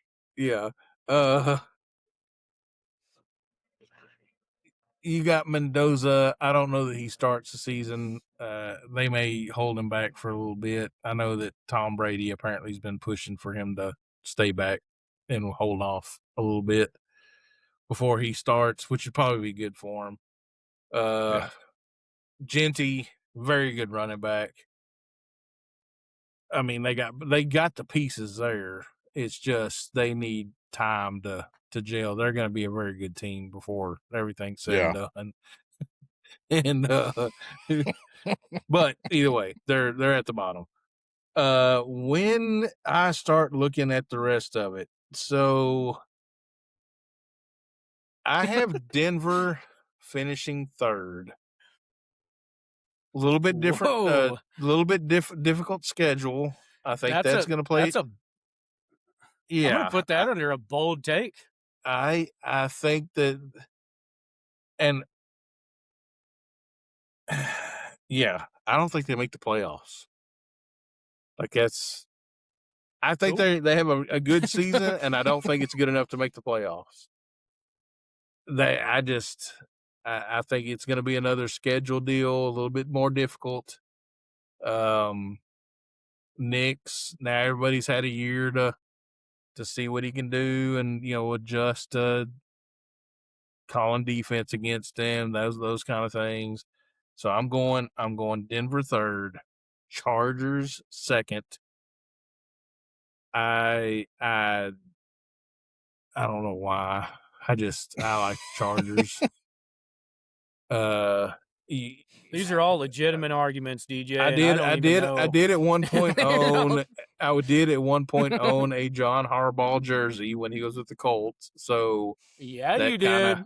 That kind of that fandom might come in there. They did bring in McDaniel as offensive coordinator. I think that's going to help Herbert. He's had offensive talent around him. Like it's not something they hadn't had. Like they've got it. So I think Hampton's a stud. He got hurt last year, but that dude that's a stud running back if he stays healthy. Yep, I agree. So I got them second, and I have KC, which I know that there's people out there that bouncing back, not on board with KC bouncing back, and I am on board with them winning the division this year. I think KC adding Walker as a running game because they've been putting the running game together with me and you, James. That's what they've been piecing it together with. I think that's the best running back they've had in their dynasty run. Yeah. So I think that makes a difference. Who knows if Rice is going to be playing or not because he can't seem to not break the laws. So hopefully, if it just depends on if there's any street races scheduled. During game days. If he's there, then he's very good, and they've got 3 wide receivers that are extremely they can take it to the house at any point. Or if he's not, then they got 2. So I think KC wins the division. That's my pick. All right, Jimmy. What say you? Well, tell him he's ridiculous, and then give him a bunch of reasons why. Yeah, tell me. Go ahead. No, I mean, I don't have any arguments that are legitimate. The only note he made about the AFC West is just a name. It just says Xavier Worthy on his page. And it's like, I didn't mention him. I agree with DJ about the Raiders. I've got them in last place. I've got the Broncos winning it. And that may be because I've just kind of been a fan of a lot of the players that the Broncos have had through the years. Yeah. I've always kind of had a soft spot for Denver. I do think they're good. And I am picking them to win it with the Chargers in second. And I think that could easily be the Chargers winning. But I've got KC dragging ass again, coming in third. By the way, Denver. That would be so fun I wouldn't to mind see. Seeing a game. Yeah, me too. Me too. Oh. Well, y'all just let me know. Y'all just let me know. Whenever you can just pull them tickets. How about it? Yeah. Never once got an invite, by the way. We get pictures. No, we that's not pictures, true. That's not no. That's not true. I did send out an invite one time, and I was like, "Y'all can fly up for it." It was a I've got tickets for the game this afternoon. Y'all come up. Well, that's what I'm saying. I mean, that's how quickly I get the tickets, though. I mean, it's not like a 1 month. I keep kind of waiting. We got Green Bay coming here again for a preseason game, which I'm looking forward to because preseason I've learned is where you can get the pictures and the autographs and everything. Like on a regular game, the players try to be locked in and they do not respond to you hollering at them or chasing them around like I'll do. But preseason they will. So I'm kind of hoping I get that invite. Fingers crossed. But yeah, I think they call for security to haul you out when you smack them on the ass while they're warming up during the regular season. Literally, it'll be like day of again, and it'll be 2 PM. Then they're like, I get hit with a message like, "Hey, you want to go to the Green Bay game tonight?" And it's like, so I can't help that. I mean, but I did throw out an invite, and yes, you would have had immediately left your house and got on a plane. I realized, but if I get more notice, I'll let you guys know. Anyways, I kind of agree with both of you actually, just because you guys are a little different. I agree with James, and I think Denver will win it. Denver added pieces over the offseason. They've gotten better steadily with Sean Payton. Sean Payton's just a good coach. I feel like Denver has got that in the bag, like it almost no question in the bag. So, but I'm going to go with Kansas City bounces back and possibly another playoff team and gives Denver a run. I just don't think they win the division. I think they're neck and neck right up until the end, and Denver wins the division. So Denver winning the division with Kansas City following it up and a playoff team. just not division winner. Chargers in third, Raiders in last. Chargers, I almost don't know what to say about the Chargers because, yeah, they've got some pieces. Yeah, they've got a good coach out there, I guess. They just, you know what? Maybe it's kind of Justin Herbert. It's not that he's a bad QB. I look at the Chargers now almost the exact same way I looked at them when they had Phillip Rivers, who was mentioned in this earlier. Whereas they got a good quarterback, they got talent, they never close the deal. Never. Like, they're always like a team that makes noise, never gets over a hump. And I feel like they're in the same exact position right now. Never will get over any hump. They'll always be dangerous. Anyway, I'll say that for now until they prove me wrong. And then Raiders they can start out with Mendoza if they want. Even if they don't, they're starting out with Cousins. Yeah. It's not that Cousins is bad, but again, you're talking about another what's turned into, and here's a word I was looking for earlier that we'll throw up on the screen. A journeyman quarterback. Yeah. Now I remember it. Journeyman quarterback. And he's he's not been with 16 teams, but he's starting to make his way around as a journeyman quarterback. So they bring him in as journeyman. Is journeyman. Yeah. Journeyman. I told you we're kind of starting this Sesame Street Street, yep. Yeah. where we have a word of the day, and word of the day today is journeyman. James's is still my favorite because it has the most syllables of any word I've ever seen in my life, I think. That was a doozy. So I don't know that we'll ever top our first word, but journeyman is the word of episode 7. But yeah, so again, Denver, Kansas City being neck and neck, but I'll take Denver to pick somebody. San Diego, Raiders.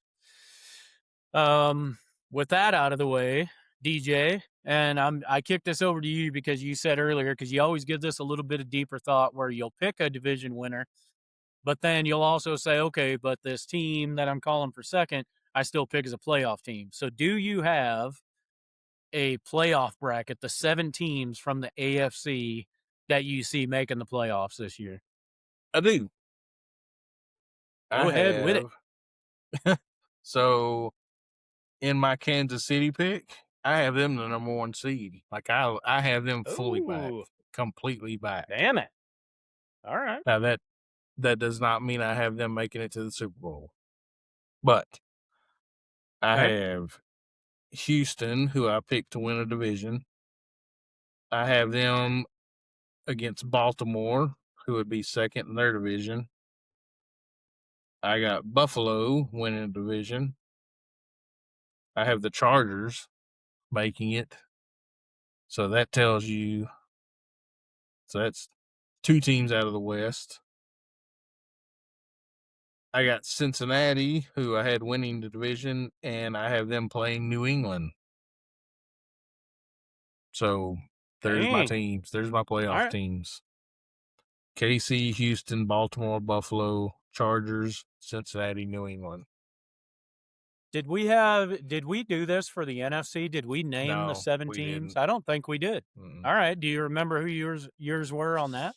Because no, I'm asking you because I know me and James did not make a playoff list. I did not do. I could spitball one, but I'm just curious with your notes. Okay.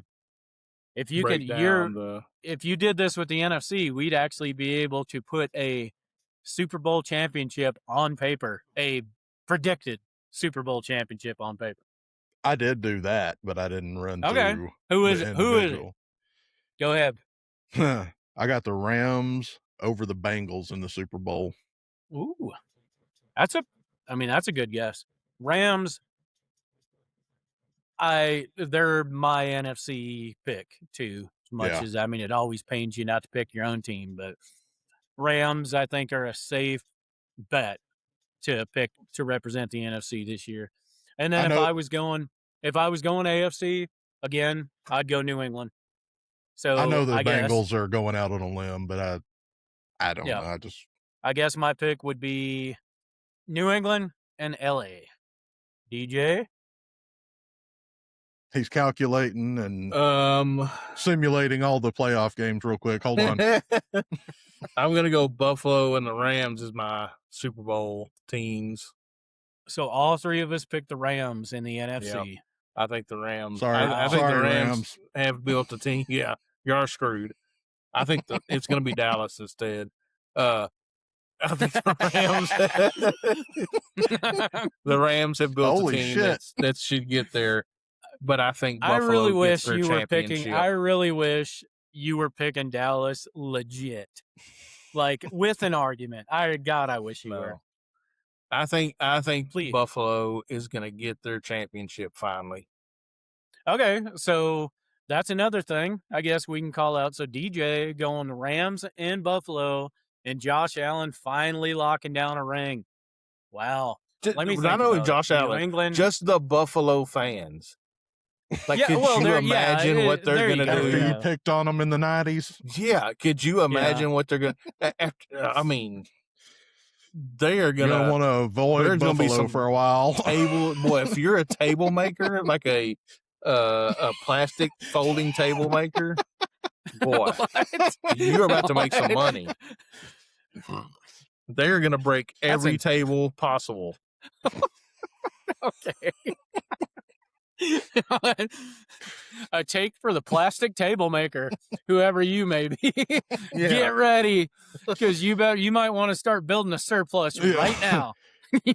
Plastic tables and ladder manufacturers, kick it in gear. Yeah, and little buffalo wing makers. Well, you guys get ready because you're gonna need a bunch. If you listen, if you actually find this podcast, you need to start manufacturing now. Prepare. It's going to happen. Oh, wow. There's going to be a shortage of alcohol in the rest of the country after that one. Yeah. I'll take then. I mean, and again, my pick now is kind of boring just because yours is fun, but I already made it. So I'm just going to take the Rams to beat New England, and the table makers don't really need to do anything. Got to be there again. Yeah, they don't need to do anything differently than they're doing already, I think, in that scenario. So, James, and in your pick, then, I mean, you see Joe Burrow walking out of there in a backless tuxedo wearing a ring, or what? Texas versus who? No, I got the Rams winning. I almost did go with the Bills to go, but I still got the Rams winning. But who's playing them? Cincinnati. Okay, I said it. Sorry. I said the Rams over the Bengals. Yeah, I remember. Sorry. My bad, man. My bad. You already said it, man. Yeah. All right. Well, yeah, one.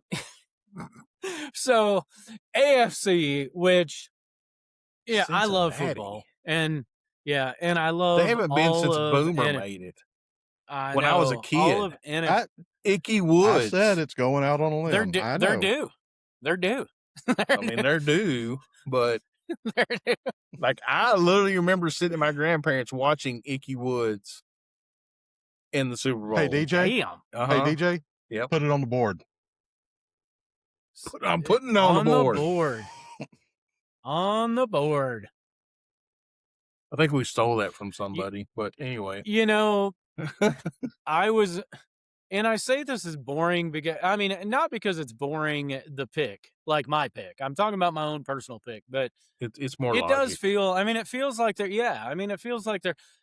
You know what? I'll say this: if I had and this is just to throw another log in the fire, I guess, but if I had a second team to pick for the Super Bowl this year, and very hot take, I would take the New York Giants in the NFC. That is who I would take. This guy's all in on the Giants. I picked the Rams. I'm telling you, the Giants. The Giants. This dude is sold on the Giants. Well, it's so hard. I don't want a bold take, but it's like you kind of want a fun take. He just wants to watch Scattaboo do something stupid. Dude, it's not that the Rams ain't a fun take, but at the same time, it's kind of like this. All right, so even this week, just throughout news, they're talking about they held a tryout for Aaron Donald. This dude ain't trying out. Literally, all he's got to say is, I'll play. Yeah. I mean, come on. It's like, so. Maybe due to the NFL rules, he has to do a tryout or something. Yeah, I mean, so I get it. So it's like, exactly. Okay, yeah, you're the best player we've ever seen, so go ahead and come back. Yeah, it's like Aaron Donald tried out for the Rams today, and it's like, yeah. There's some guy that was on the cusp of the 53-man roster that's like, yeah, damn that's it! cussing. Yeah, because he knows damn well he's like, oh, that's my son of a gun. Comeback player of the year. Yep. Prediction. Does he count as a comeback player of the year? I mean, he's coming out of retirement. Yeah, because that's off injury, but I guess it would be the same, maybe same thing. I don't know. I don't know if it does, but if it does, put it on the board. Yeah. Okay, we'll put that on the board too. Yeah, because if we're talking comeback player of the year, and Micah Parsons, comeback player of the year. That dude ain't playing at all this year. Y'all done wasted a lot of money and draft stuff. Well, you should know what it's like. Stuff. You should know what it's like, buddy. I do. That's why I'm saying he ain't gonna play. Anyway, Micah Parsons. I mean, we're picking. If we're just picking, I mean, quit giving me crap. Micah Parsons, comeback player of the year, because I'm not sure coming out of retirement qualifies you for that. I really don't. I mean, not saying maybe it should, because you're coming back. I mean, but I think that's more revolves around an injured player. I mean, it really does. I mean, Daniel Jones could be comeback player of the year. Does Jonathan Brooks count as comeback player of the year?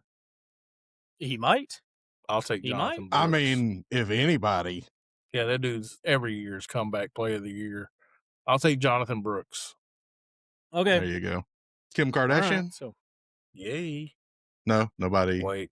Nobody with the Parks and Rec outtake? Yes, I know. Okay. Yes, she got her back. Right. Yep. Okay. I got it. All right. We can't say that on this podcast, DJ. All right. Well, you know what? Let's just, I mean, why stop now just because we're rolling over the 2-hour mark on the AFC episode? I mean, let's talk leading. We're going to talk Kim rusher. Kardashian's video? What? No, we're not. I'm not getting off on that. I've never seen it, so I wouldn't know. James? Phrasing. All right. No, I'm talking leading rusher. Leading rusher this year. Leading rusher. We'll finish this up with MVP picks. But leading rusher, who leads the backs this year? And number I'll 5. just start. I'm 7. going with Achane. Devontae Achane. Oh, that's okay. Yep. Huh. Bijan. Leading rusher. Bijan? I think I'm going Bijan too. And it's not a homer pick. It's just. Yes, it is. Let's just call it what it is. It is a homer pick. Let's just call it what it is. All right. At least, you know what? Well, let's be honest, if nothing else, on this podcast. I don't know. Hold on. I don't know. Hold on. Let me. See, DJ said his name and just think his pants just filled up. Well, so Bijan, I would think it would be. It's more like all-purpose yards because he's going to catch, he's going to run. All right. Yeah. Well, give me. I mean, maybe that's not what I asked. So, leading rusher, Gibbs. I mean, do we just want to go Gibbs? Got no Montgomery left. No. Gibbs is hurt by week 4, and Isaiah Pacheco finishes the season. There's another bold take for you. Go ahead and draft Gibbs, number 1 fantasy pick. Have fun. Give me Genty to lead the league in rushing. Woo, even though that is a surprise pick. Even though, as a team, they don't do much. But they're going to need him to carry most of it while they get Mendoza ready. So I'm going to take Genty to lead the league in rushing. Genty. All right. Yeah, there you go. How about that? That's a good pick. I didn't expect that to come out. Yeah. So Genty and Achan as the leading rushers this year. Yeah, and I want to go Bijan, but I think Bijan, if you're going to go all-purpose yards, then I would take Bijan. Like, I think I'm receiving and rushing, Bijan's going to be the top. Yeah, I didn't think about it like that, but I'm still sticking with Bijan. Whatever. Again, another Bijan don't have Algier there this year, who was a vulture of touches and stuff. Yes. So Algier went to Arizona, so it's kind of the Bijan show when it comes to that. So again, not a bad pick. So I mean, let's just go through them. All right, here's a fun one. Leading. So when we talk about QBs, we're talking about QB. If you lead in passing yards, tutties, I'm just saying you're typically the MVP. So you could almost tie this in to an MVP candidate talk. Like, who do we think the MVP is going to be? So but let's just go there. QB, number one QB, passing yards, tutties, and everything that goes into that, completion percentage, whatever. But who is our number one QB to finish the year? And like I said, number one, not being your favorite or anything, just most passing yards, MVP candidate type QB. Who is that going to be? Matthew Stafford won the QB last year, just to throw that out for reference. So who takes that this year? Because again, like I said, the guy we're talking about, you're almost most likely calling out your MVP candidate if you want it to be. I'll get my ridiculous take out of the way first, since y'all are in depth with this shit. I'm going to say Burrows, which ties into them going to the Super Bowl. Yeah. I think Burrows. If that's what's going to happen, then I could see that. Yeah. So my passing quarterback yards leader is not going to be my MVP. Oh, there we go. Just so that I get that out there, because I think the person that leads in passing yards, go ahead, get lined up, boys. Dak Quinn Ewers. Prescott. Hey. I think Dak leads in passing yards. He's not your MVP though. Wow. Because right. I think Josh Allen's going to win the MVP again. And that's what I was just about to say. So Josh Allen finishing as the number one QB stat wise for me. And then that's why I was kind of throwing out, because you get to add rushing to him. Dak's not running and that's anymore. After he his leg up. Sorry, not the F word. But after he messed his leg up, Dak ain't running no more. Okay. So Josh Allen's mine, and he's also my MVP pick. Yeah. So Josh Allen to lead the QBs, obviously, mostly stat-wise. They consider most everything. And then, if he does that, then I feel like I got to toss him into the MVP. I mean, and even in your argument, if Dak leads the NFL in passing yards and just say that converts into like you lead it and or you're at the top of it in tutties too, then I feel like you're the MVP. I don't see how you're not. So I'm curious to know in your mind, I guess, to go back to you, Dak wins the QB race, but then the MVP is who? He's going to have most yards, but because I think Josh Allen is like number 2 or number 3. So he's still got lots of yards. DJ Moore is a huge addition to him. Like that's I think so he literally in years past, he needs one star. He needs one big receiver and he can put up what he needs. He's not injury prone. He seems to just somehow stay healthy. I don't know how from what he does, but he can run. He will get running touchdowns. He will get stuff like that. Like that's where I think he makes the difference. I think he proves that he's more of the team than what Dak is. Dak can throw the ball. It's going to be up to Williams to run it.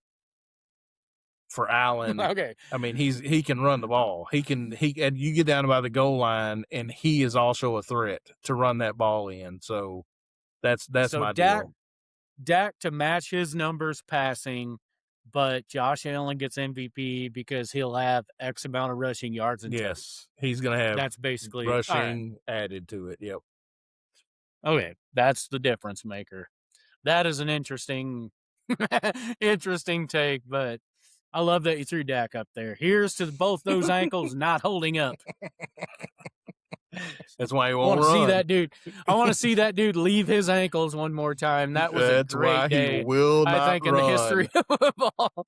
If he runs, it's going to be for about 3 yards. He's going to slide. I was about to say, to see that dude stop and him keep going, but his ankles stay back there, and then watch him beat his leg on the ground trying to pound it back into place. That man, you want to talk about a great day in history. Not a great day in history. That was one. I remember seeing it, another deal where it's burned in my head when I seen it happen, and I said, "Oh man, he's done. That's the season." And I forget who I think I was sitting there at the house, and they're like, "What do you mean? It looks like he twisted his ankle." I was like, "No, he didn't twist his ankle. He broke his leg. His leg broke. It's done." Yeah, it definitely separated, and that's it. Oh man, we're done. Poor Dak. I'm sorry to wish that on you, Dak, especially after the wedding fiasco. My bad, dude. Because we're supposed to get married this off season. That didn't happen. That's dude, what happens DJ, when you this start guy can't close any deal. That's what happens when you start messing with those Instagram models and stuff like that. This guy's you like be to have an Instagram leader. Model that never mind. This chick, he's the passed on leader. They were like, no thanks. No thanks. Man, when you are an NFL quarterback for what is supposed to be the most popular team, you're tied to Jordan Love, and you're talking shit. Yeah, and that dude got married and had a kid. That's it. I think you're making my point. That's what I'm saying. Damn, Dak. Yeah. Jordan Love is mid-tier. There's a hot take. Yeah. Mid-tier. Hey, throw it out all you want, because he's already done just as much as Dak, who, as he keeps going, this dude's a veteran. Or, sorry for the F word. We'll bleep it out. This dude's a veteran 8 times over, DJ. Uh-huh. I hear it. I know. I know. Mississippi State. He was good at Mississippi State. For Mississippi State. All right. So we've done. We're gonna have to wrap this up, or I'm gonna have to pee my pants. We've done everything. That's it. We're just gonna cut that off at that, because here we go. Preseason started. The Hall of Fame game's out of the way this following weekend. By the next time we do episode 8, we're gonna already be into some more preseason games. So we're going to have some more to talk about. There's already been other injuries, things that we haven't talked about, like the Ricky Pearsall out for the season. I know San Francisco brought Debo back, but just going – DJ's left us. But going back to just NFL news, it's all started.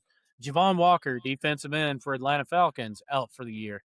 So already some big injuries. If you've already done your fantasy football drafts, you should learn a lesson and always wait till the last week of August and or first weekend of September if there is one, because you get all excited, you want to jump into them early, and you end up paying for it. This is why you don't do that. You do not want to see your number 1, number 2, number 3 pick end up out for the season before it's even started. So things are already happening, and it's awesome. So our next episode we're going to roll into, and I don't know how we'll do it. We'll figure out how to format this, but it's going to be a fantasy football episode. I've been trying to think about how we could – there's only 3 of us. I've been trying to think, man, how could we do like a live draft type thing like you see some shows doing? But with there only being 3 of us, maybe you bring in some guests to pick, or maybe, the 3 of us just – I put on a mustache on pick 4 and I'm a different guy. I don't know how to do this, but I want to make the fantasy football one fun, but that's kind of what I want the next episode to be, what we want it to be. So that's what we're going to roll into. As of now, episode 7 is going to have to come to a close, because somehow the most boring conference in football to me, being the AFC, has taken up 2 hours and 10 minutes, and I don't think I can handle any more of it. So DJ is not going to be able to sign off with us. James, anybody who wants to email, comment, subscribe, where do they go? You beat me to it. Find the Deep Burn podcast on YouTube, Spotify, Apple Podcasts. DJ. My bad, guys. Welcome back, DJ, buddy. I had to pee. Any closing comments? We were on our way out. Don't ignore your bladder when it says so you have heavy? to go. You know, I heard from watching Liar Liar that if you hold it too long, it can make it hard or even impossible to get erections. So for all you guys out there I do that not are sitting have that there, problem. DJ, you know what? DJ is one of these people that you can jump in a car with and drive for literally 19. Like right now, DJ's been consuming a little bit of liquids today. So suddenly he's on the pee break train. But you get DJ on a completely non-liquid consumption day and you jump in a car with him, you could be driving to Bangor, Maine. This dude ain't stopping until you get there. I mean, that's just how he operates. He is a no stop, no pee break kind of guy. So all I'm saying is I don't think this show should be any different than it just was. He had to get up and leave to go pee. Well, that's more of a break than the people riding in the passenger seat get with him when he's driving. So they got to sit over there and do the pee dance for hours before this guy finally goes, all right, I'll stop. So I do not feel bad for you, DJ. Yeah, these are facts. I will agree with that. I will attest that I am not a stopper. Now that I have a family, though, I have to schedule stops, but they have learned they've learned my schedule. Girls, yeah. They have learned my schedule. I was lucky. Well, and James too. I mean, you get girls in the family. Again, guys can they can go a little longer, but you get girls, you might as well schedule it. You can fill up with gas, grab a couple drinks, whatever. And you're 20 minutes away from that moment, and you're already looking in the mirror back there, and you can see it in their eyes. They're like, are we fixing to stop? And you're like, already? Like, we literally just set the cruise, and we're already stopping. Yeah. You get ready to pull out of the driveway for a long trip, and they're like, hey, can we stop at the store on the way out of town? I need to get 79 ounces of my liquid. Favorite soda. Yeah. Yeah, my wife's the worst, and I have absolutely made sure I'm like, you can get whatever you want to drink, but you best not be drinking it the whole time we're driving. Save because the cup. I am not stopping until this destination. Like, what I do is I spin it as it's not safe to stop until we get there. These are all dangerous places to stop. It's not safe. They got guns at that gas station. We got to go to the next one. Yeah. You don't want to know what's there in that town. All right. Well, maybe I'll start using that philosophy. But all we were discussing while you was gone and we were wrapping up, James let everybody know where to go to like, comment, subscribe on the Deep Burn Shocking. podcast. 2 episodes in a row. No, John brought it up before I did. Oh, I did remember, though. We were talking about episode 8, where we're going to go into our fantasy football talk, and I was trying to bring up the fact, and it sounded like James had the same, or been thinking about it too, but it's like, how do we do our fantasy thing? It'd be kind of fun to do a little live draft, even if it was just 6-7 rounds or something, just to kind of get the main people out of the way. But with only 3 of us, that kind of sucks. So it's like, do we bring in some guest fantasy drafters, or something like that, somebody to come in on the show and fill in for teams 4, 5, 6, and 7, and 8 and beyond. So I don't know how we do this. We'll figure it out before episode 8. Also, we brought up the fact that there'd be some preseason games. Again, before we talked about some injuries. So again, we are in the thick of it. I was in the pool earlier, and all I could think, and drinking beer, and all I could think of was like, I'm only a few weeks away from it being a Saturday, and there's college football on, and I'm just out here enjoying, whatever, in the pool or sitting on the back patio and having some drinks and just taking it in. Like, the best time of year is on its way. Yep. Oh, yeah. That's where we're at. So Yes. we'll catch everybody next episode where we'll talk about some fantasy football. James, thank you for the information on where to go. Somebody please be manning those things. Are we looking at our email? Yeah. Okay. All right. Yeah. And we still have no there's email. tons of people emailing. Leave us some comments. Send us some emails. You're better off at podcast at gmail.com. Yeah. Let's leave some comments and likes. Nobody emails. I'm not going to say they're. You're aging let's start doing that again. We're old, DJ. Let's start doing that again. Let's bring it back. I mean, Send come us on, a like letter. mom jeans.